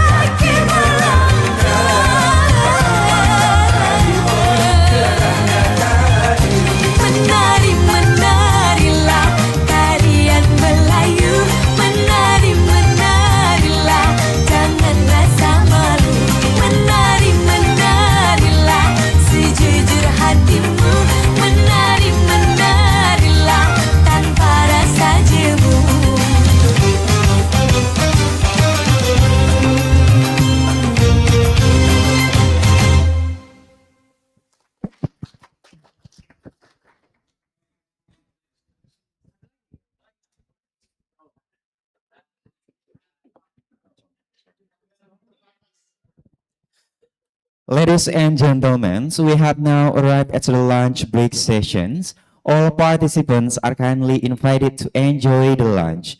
The event will resume at the scheduled time. Thank you for your attention and we wish you a pleasant lunch. The keynote speaker session has ended. Next, we will enter a parallel session, which will be divided into Zoom rooms and guided by each moderator who has been determined. We, as the moderator, will be back on closing agenda. See you. Wassalamualaikum warahmatullahi wabarakatuh.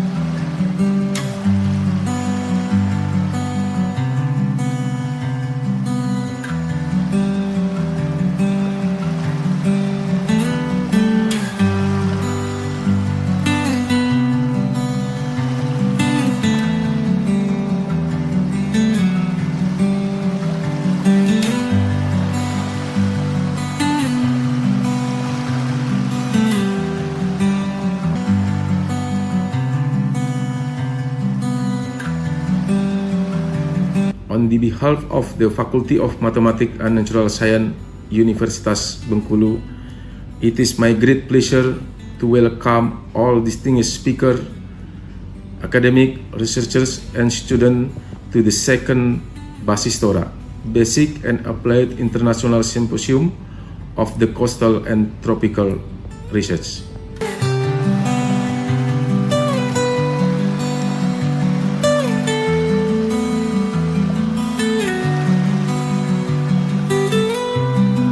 In conjunction with Basistora 2026, we are excited to the host of the second Asian Student Conference and Competition. This special platform is dedicated to our vibrant young mind in undergraduate and postgraduate from across Asia and beyond.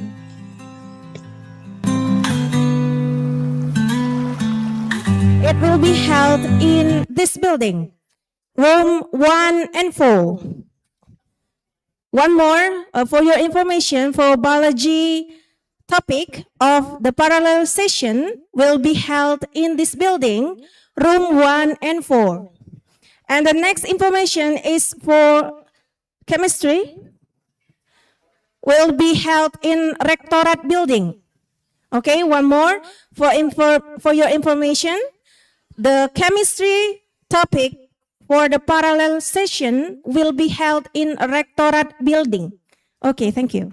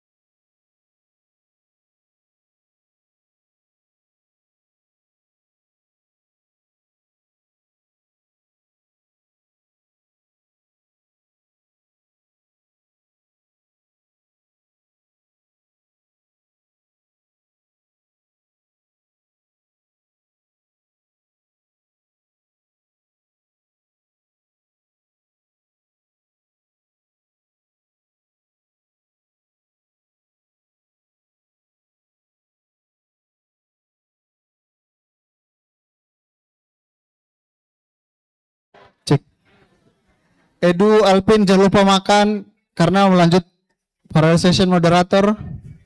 Jadi makan. Adik-adik operator silakan dimakan nasinya. Habis ini kita bertugas lagi.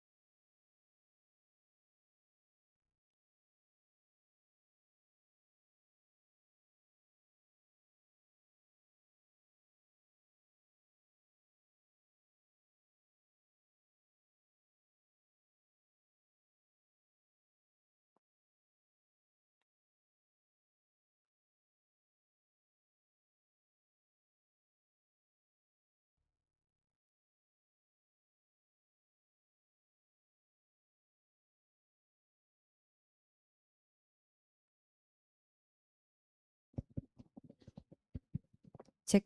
Oke, kepada para peserta, sambil menunggu waktu parallel sessions, boleh mampir ke stand Wardah karena akan dilaksanakan demo, atau mau cek kulit gratis juga boleh ke stand di luar. Terima kasih.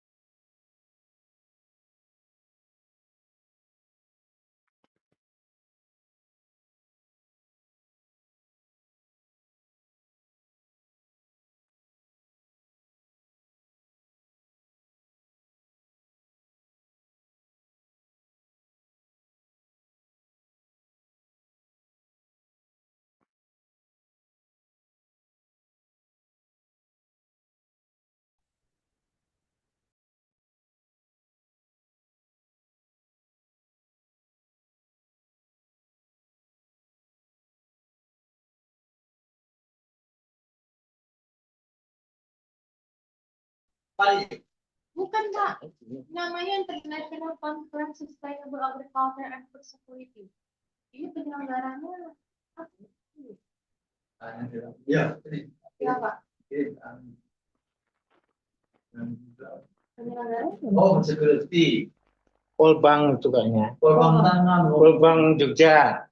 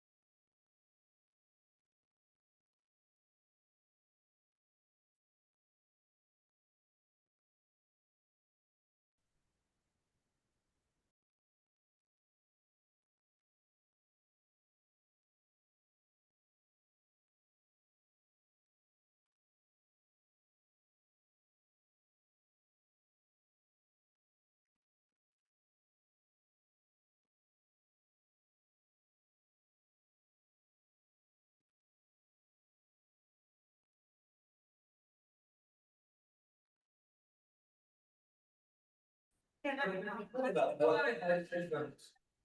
aneh sih. Tapi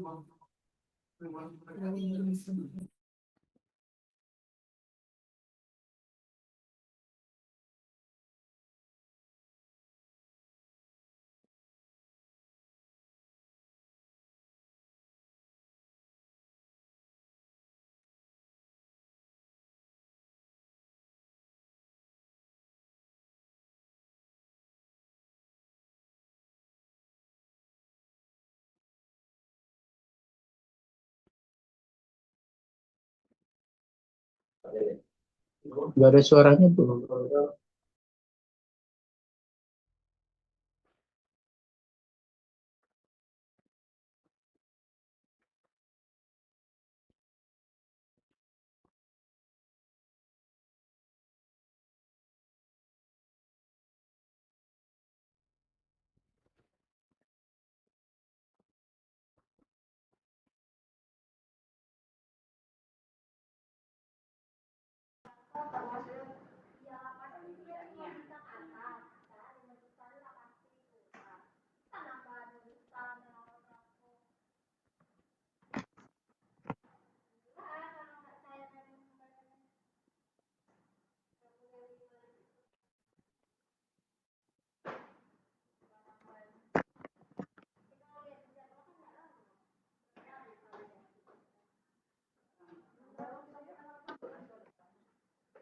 Tiga ada. Dua.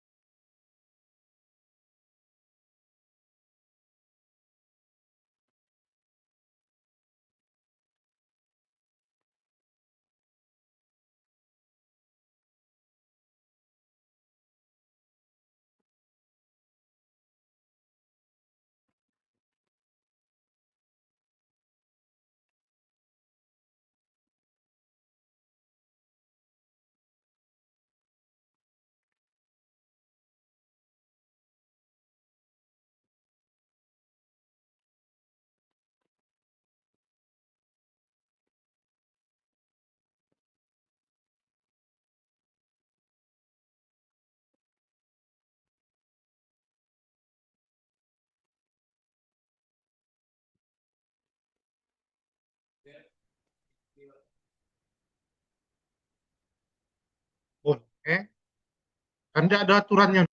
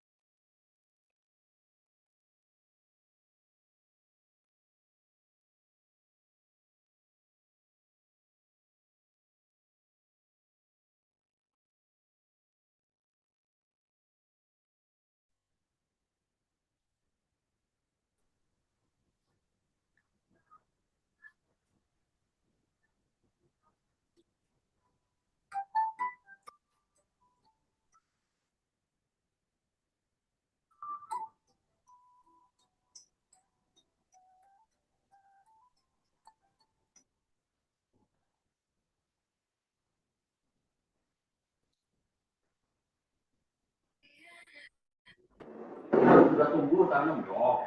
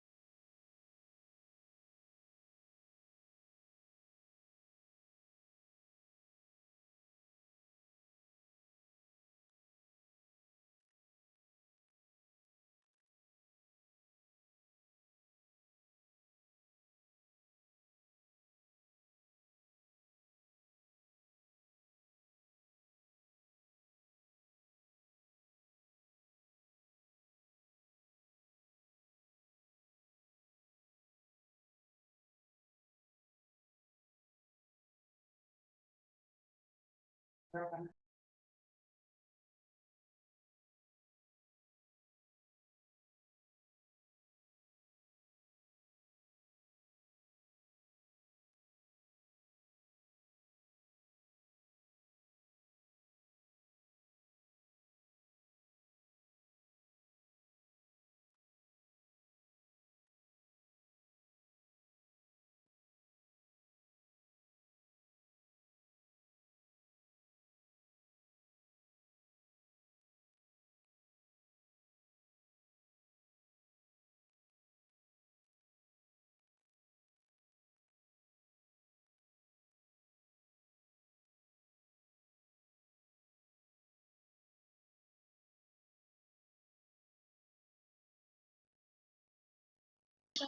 artinya kan 10-an sampai 99 ribuan kan.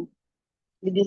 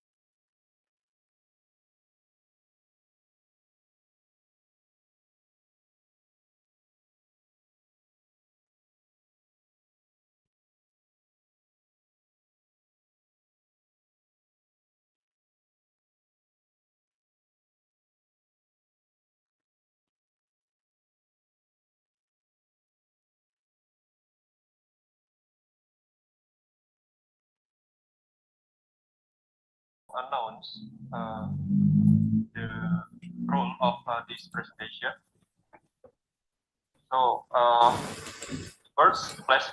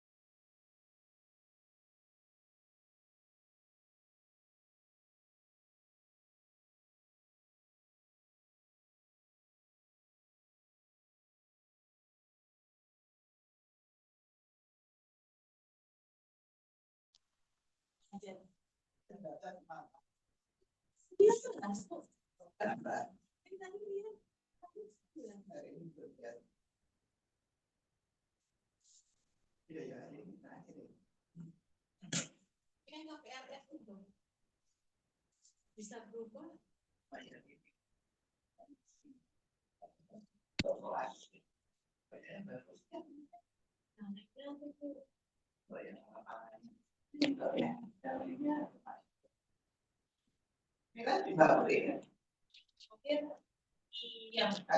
Iya, iya, iya.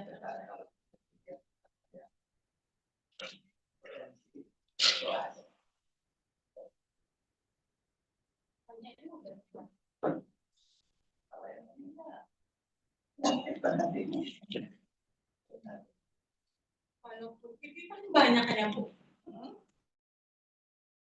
Banyak, akhirnya dapat 30 mahasiswa, 20-an 30 ya. Bisa gambarnya bagus. Nggak tahu mereka. Nggak ya.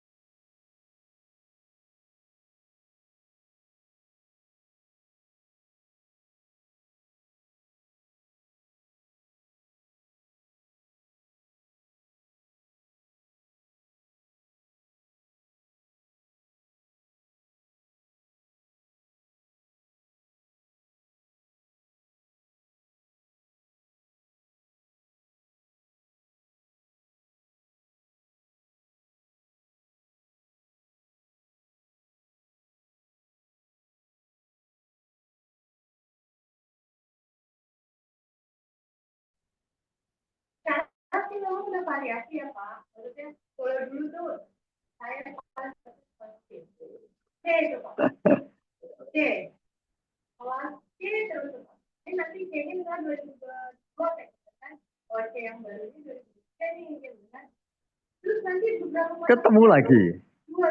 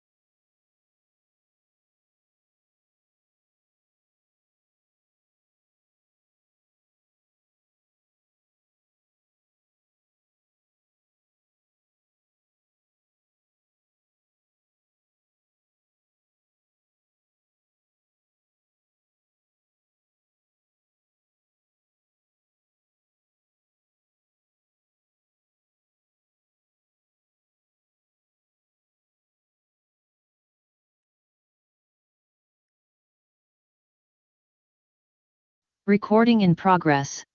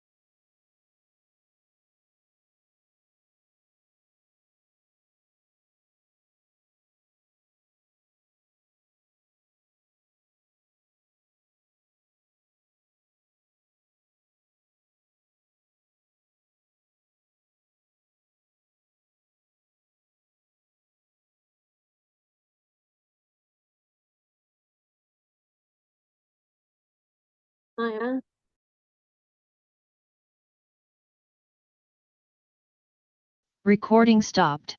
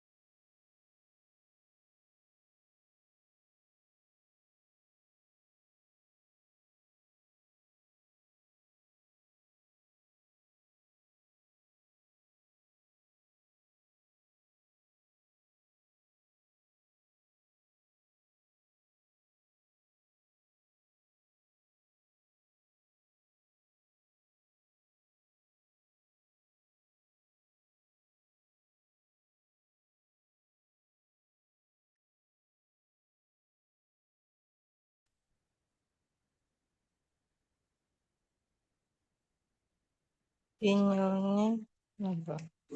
Kenapa sinyalnya? Tunggu bentar ya, saya lagi itu dulu. Ada Zoom.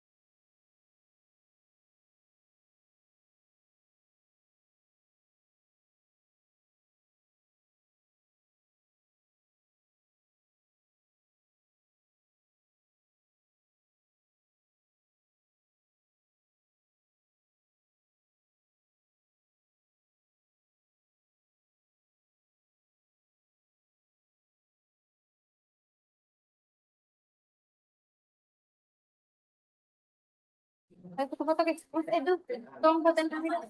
Foto? Foto berdua. Hampir.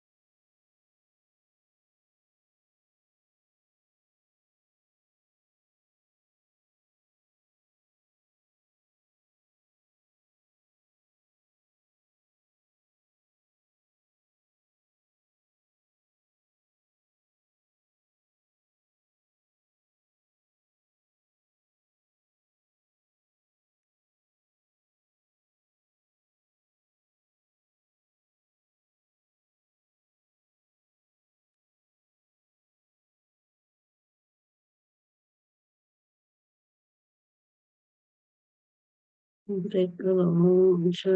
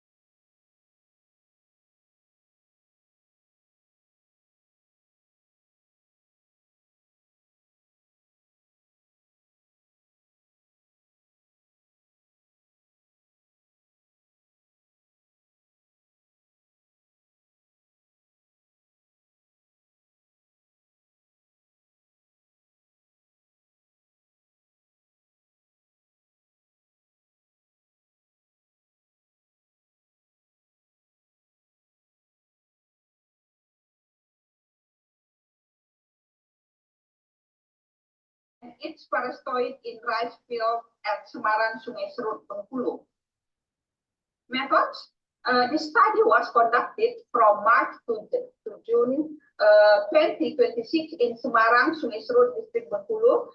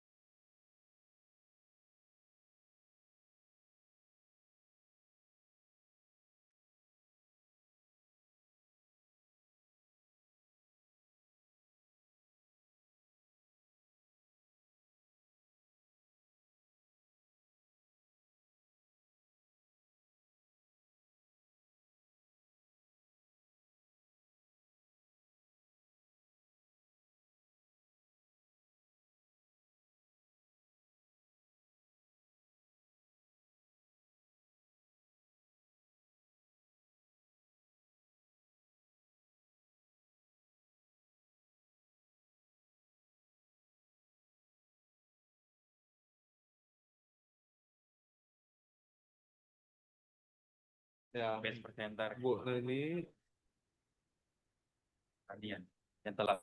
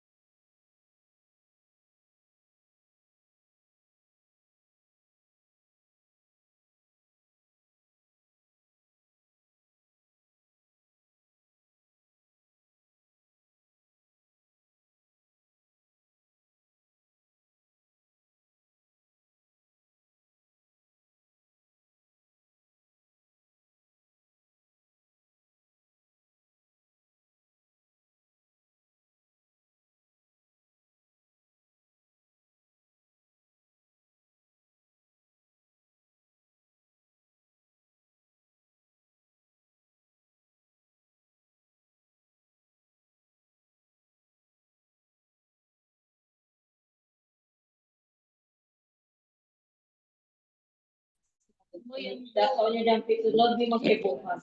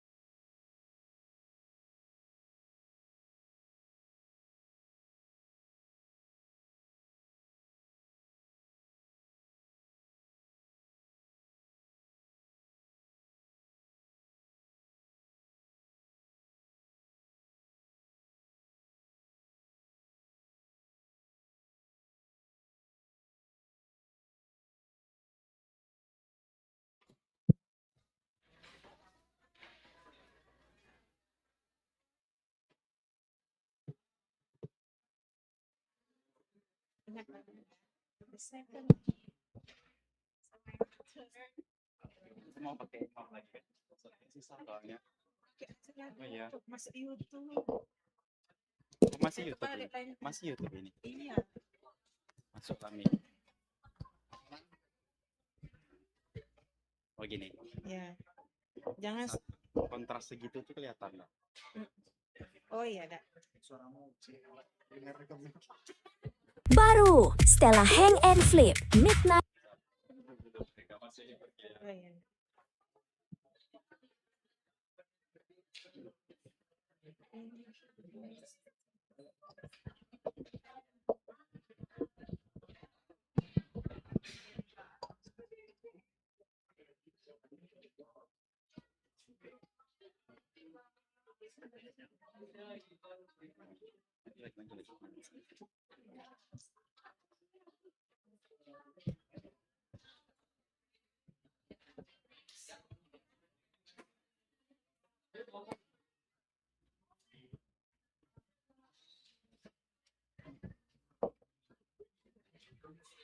Good afternoon, ladies and gentlemen.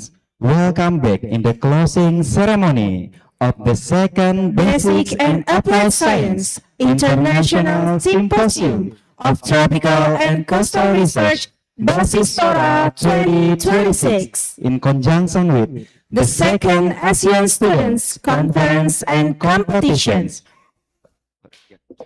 Assalamualaikum warahmatullahi wabarakatuh. The Honorable, the Dean and Vice Dean of Faculty of Mathematics and Natural Science University of Bengkulu, the Honorable, all of the keynote speakers, lecturers, and all of the distinguished participants, and also the Chairman Committee and all of the members of Committee Basistora 2026.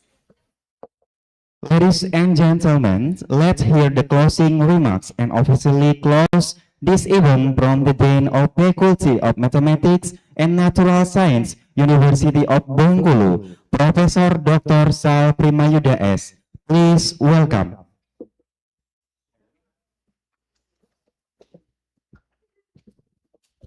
Baik. Assalamualaikum warahmatullahi wabarakatuh. Tadi Pak Rektor pakai bahasa Indonesia, sepertinya saya juga harus pakai bahasa Indonesia ini penutupan. Terima kasih banyak kepada organizing komite yang telah bekerja keras selama hampir 2 bulan terakhir, yang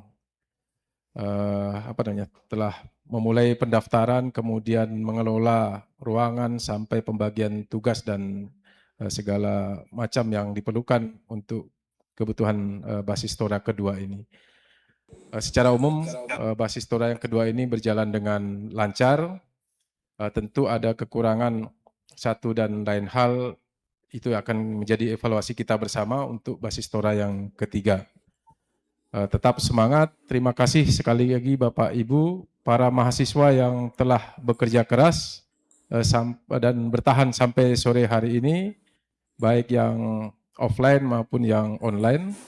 And thank you very much for the speaker from PSU and UMT and also from other university by online platform. Your presence is very important for this successful seminar, and thank you very much. I hope that you enjoy this seminar and also the Bengkulu city, and also hopefully you also enjoy the food in Bengkulu, dan tentu terima kasih. Mudah-mudahan kita bisa menikmati durian, apakah malam ini atau besok malam. Yang jelas kalau kami ada Mr. Cooking yang mungkin insya Allah besok malam akan menjadi tuan rumah untuk kita farewell party mungkin ya, untuk kolega kita dari PSU dan dari UMT. So we hope that maybe one of us from the University of Bengkulu can visit PSU or UMT next time. Apakah itu by seminar ataupun juga mungkin ada student exchange ataupun research collaboration with the UMT and PSU in the future. Kami mohon kesediaan nanti Dr. Siti Saida dan Dr. Nuridayah dapat menerima student kami jika memang ada yang berkesempatan dan memang ada tulisan tangan takdir untuk berkunjung ke Patani ataupun ke Terengganu. Terima kasih sekali lagi Bapak, Ibu, dosen, para mahasiswa, kemudian juga all of the participant from outside of University of Bengkulu. Also there is foreigner from Pakistan, the student from Pakistan, also from other university in Indonesia. Thank you very much. And dengan membaca hamdalah, alhamdulillahirabbil alamin, kegiatan Basistora yang kedua tahun 2026 secara resmi ditutup. Mohon maaf jika ada yang kurang berkenan. Saya akhiri. Assalamualaikum warahmatullahi wabarakatuh.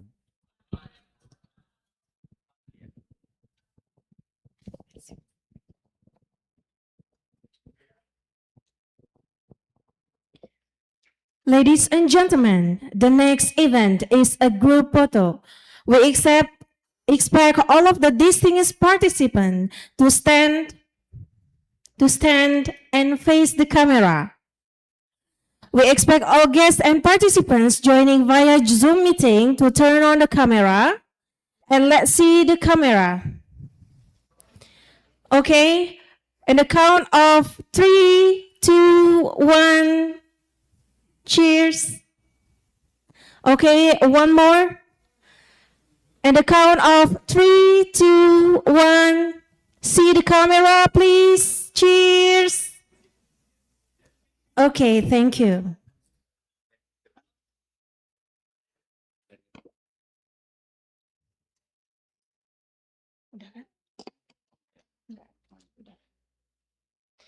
Okay, the next agenda is announcement for the best presenter in parallel session of the second Basistora 2026.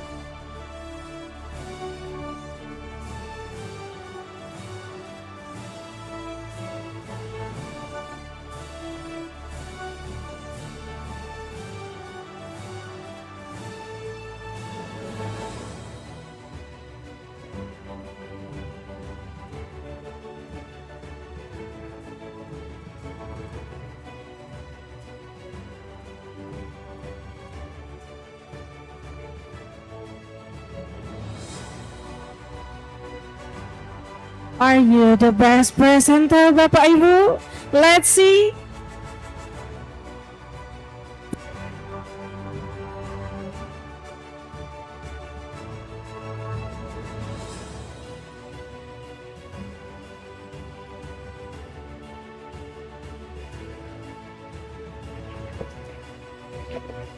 The best presenter for room 1, category offline, Santi Nurul Kamila, Master of Science.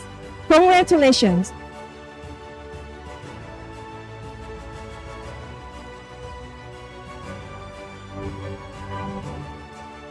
Best presenter for student category, Sarlo Ada Maulana.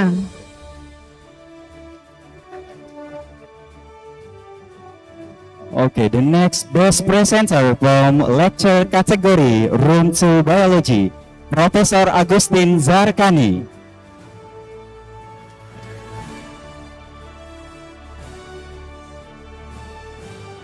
The best presenter from student category, Febri Dwi Permatasari.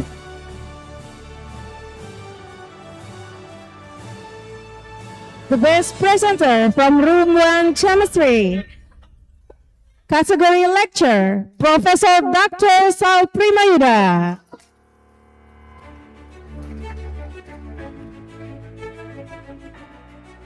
For the student category, the best presenter from Room 1 Chemistry, Vira Akwita Putri, Bachelor of Education, Master of Science.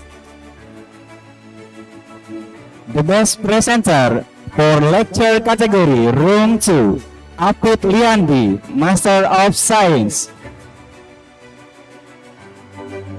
And best presenter from student category Muhammad Shafi.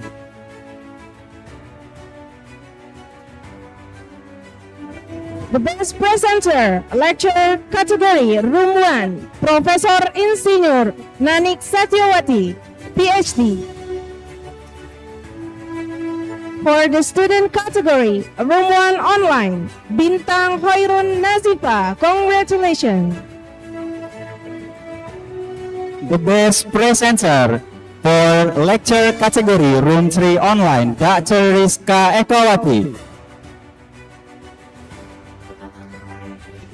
The best presenter for lecture category Room 4, Dr. Ulfasari Raflesia.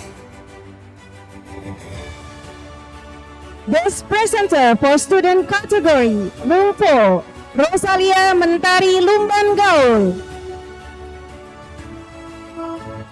Best presenter for lecture category Room 6, Nurse Mistati Novitasari.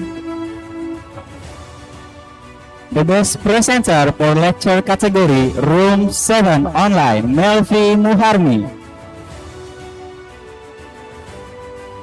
For student category, Tania Putri Pangabean. We congratulate to best presenter, lecture category Room 8, Yorafika Dwi Wibangga, Master of Science.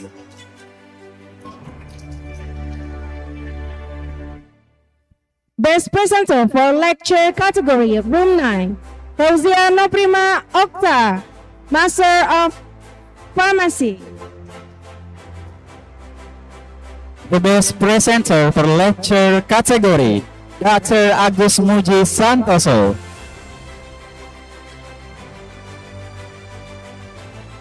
Congratulations for student category Room 2 Online, Desi Milinia Rahmadani.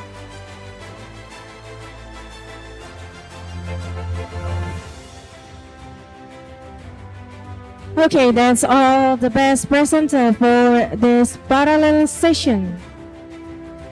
Okay, that's all about our closing agenda. Thank you very much for your attention. We are as the master of ceremony.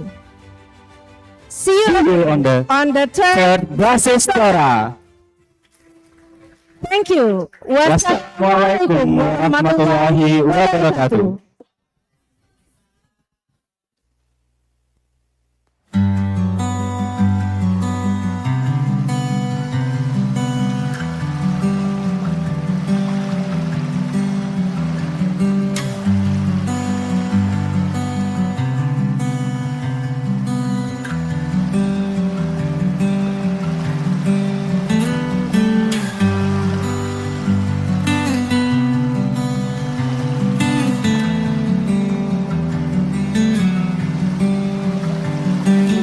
All of the committee to come to the stage for take the photo shoot together.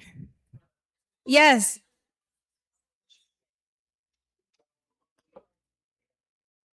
And we are honored to invite for the keynote speakers too to come to the stage. And all of the committee, let's come to the stage, please.